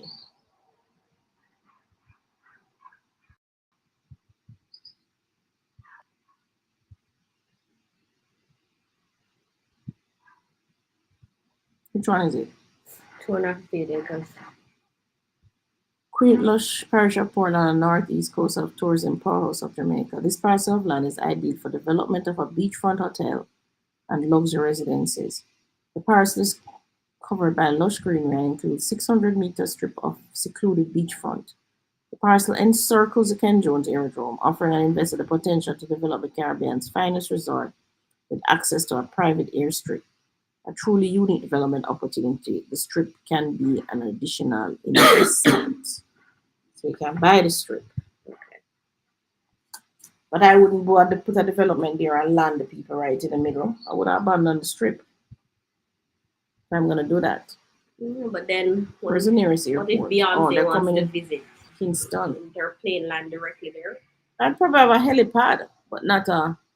So where would they park the because plane? the landing strip, you're landing from the sea and coming towards the residence. Then would have to land the other way, where you're landing and you're going towards the sea. That where if there's an accident, you're in the sea. I'm just thinking aloud, guys. Yeah, so Portland, the prices have gone up, which we all know that would have happened. So, is the price gone up in St. Thomas too? Price is gone up, guys. Any more questions? Any Portland land with river close by me? 3 people can buy it. Go back to Portland. See, have it there. Go to the cheaper ones. Hartford East. Is that searchable? No, just search regular Portland. This is Portland with 5 acres or more, or take off development land. I just put residential lots. Let us see if any is there for with any there with Never choose Portland. Stop it. No, let's choose Portland. Don't drill down like that.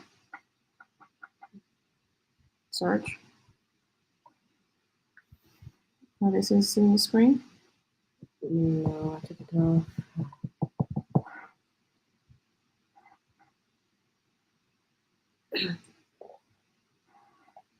So Barracks Manchaneel, Bone Brook. Bone Brook is looking at the town. Them not almost half acre residential land. Bone Brook land can be used now. Bone Brook Heights, hold on, Tony. Almost half acre residential land. So Bone Brook is in the town, 8 million. 8.6. Hall, hold on now. Let me just check. If there's any river, that's what I'm checking for. Scroll up. Not so far. Past those already. Bone Brook. But somebody has said about Bone Brook. Killdeer. No, Killdeer, let me see. There are trees that are 5 acre properties best suited for agriculture. Well, Killdeer a 5 acre property I sell for 10 million. That's not bad. Wonder if it's hilly. Blue Mountain Coffee Farm for sale. 8.8 acres on the western slope. West slope property has matured bearing trees. Top 2 lots beside each other, which can be purchased together. Total 14 acres. Not Road, Portland, a rare find. Island due to location in the government. Down Hermitage. Not too far distance from Somerset Falls by the seashore. Is 1/4 acre lot, just right for private. Scroll down. Not seeing anybody living so far. Scroll down, Tony. This is a vacant lot, Zion Hill, close to Winifred Beach. All right, scroll down. This lot offers a spectacular Caribbean scene, unobstructed view of the marina and Port Antonio. Oh, Bone Brook, yeah. Bone Brook is in the town. It looks to me like you can still get some residential lot fairly reasonable, but not development land. Nelson Buff Bay sees opportunity to bring your vision to life. It's in the half acre lot, mirrored opportunities, both commercial. Buff Bay, Hartford. So we looked at this. These are the development lots coming up now. No river? No river, just the one with the river. That they said it had a stream. We never really saw a stream in the pictures. Which one was that?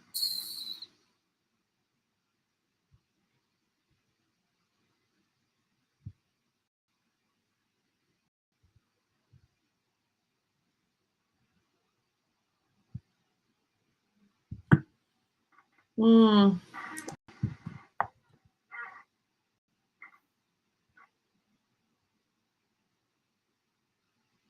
right, let's wrap up. All right, so we need to wrap this up. Ladies and gentlemen, thank you so much for staying with us on your Independence Day. Remember, the Grand Gala is at 5:30. So we're looking forward to that. And you can jump on. I don't know, the person's overseas. They're supposed to can see it on live stream as well, right? Should. Mm-hmm. Probably on TVJ, One Stop Media. Okay. All right, G ladies, Miss D, are you at Palmetto Pines on Saturdays? Yes, 10 to 12, we're there. Need you to give my daughter some advice. She has already reserved a lot. Okay, check reality. She can call us too. Not this evening though. When we Gangala probably go until about 11 o'clock. That's where we're going to be looking. So just ask her to call us tomorrow. She sent me a WhatsApp, I call her back. Let her know. Just tell her that tell me you were on the live and I call her back. So we're there on Saturdays at Palmetto Pines. You have anything else, Tony? Sonil says, do you think Camelot is a good location for Airbnb? All right, the best locations are Airbnb. I'll tell you the best ones. The best ones are Ocho Rios, Miami Bay, Draxall, Richmond. But they have built those zones, right? Remember Richmond back in the day looked like it was in the middle of nowhere back in the day. But because of how the place looked, it was on the main, it was a great location. Now, Camelot is new, upcoming, but don't have the landscaping. I think that's part of the challenge. We also don't have any amenities. Part of the challenge as well. Not that persons even use the amenities, but they just love to know it's there. We are also closer to the airport, so a lot of persons don't even realize it. Discovery Bay is closer to Montego Bay Airport, actually. So if you're coming in from the airport, you get to Discovery Bay before you reach Runaway Bay, da da da da da da. What Discovery Bay is known for, I can tell you, in terms of Airbnb, are big villas. I have Millionaire Road in Discovery Bay. Research it. Go on the Airbnb. Discovery Bay is known for big villas that rent for $2 and $3 and $4,000 a night, with 10 bedrooms and some massive place. But they didn't ask you about Discovery Bay. They asked you about Camelot. Yeah. Is Camelot a good location? Yeah, but Camelot is in Discovery Bay, where Millionaire Road is, and where they have already built a following Airbnb for big people who want to come a wedding and want to come on them big things there. But I think so. The location is already built for that. Right.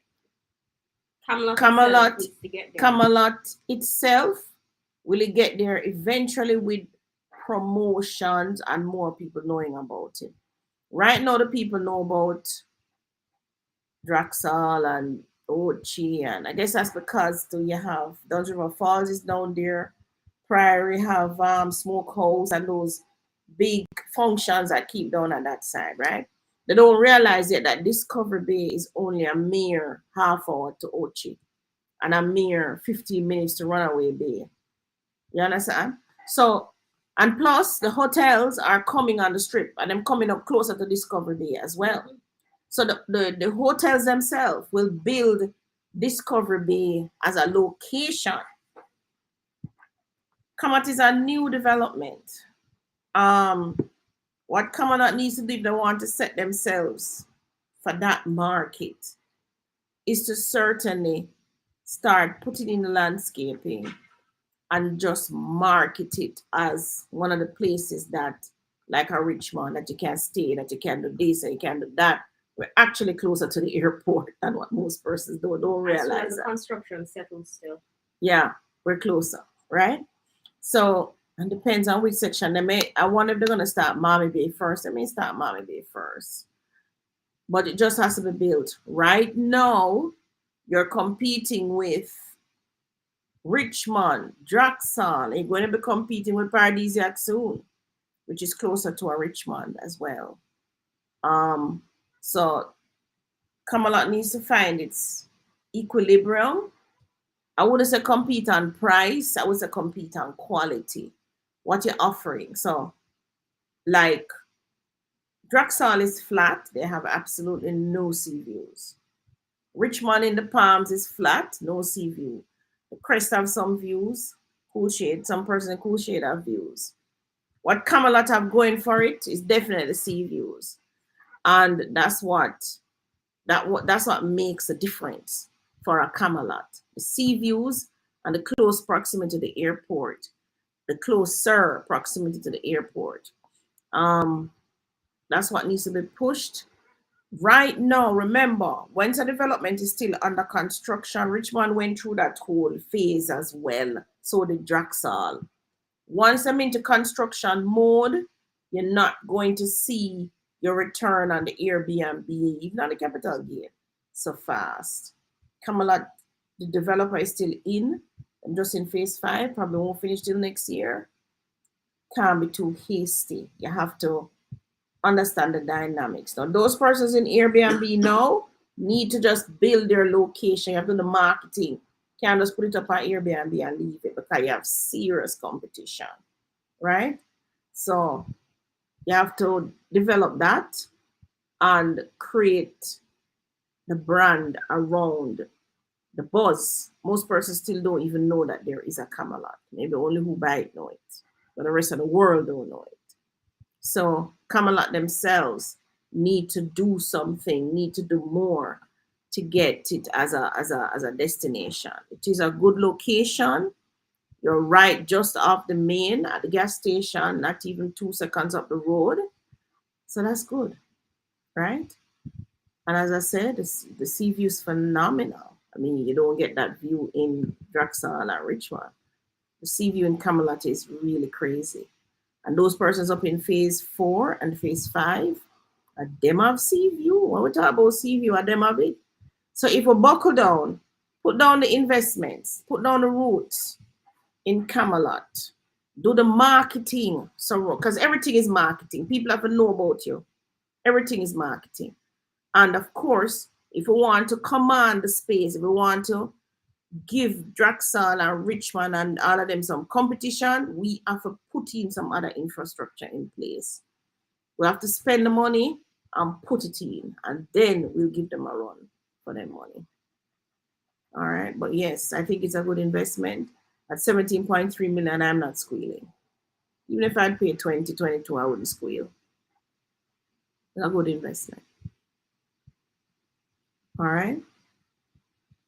Hi, Annette. Enjoy your work, week, ladies. Thank you so much. Ian Fleming Airport near Discovery Bay? No, it's not. Ian Fleming's Airport is all the way over in St. Mary. Remember, Discovery Bay is in St. Anne. So Ian Fleming Airport is closer to Boscobel, Arcabesa, Rio Nova, where else? Ocho Rios. Yeah. Ian Fleming's Airport is only about 15 minutes from Ocho Rios.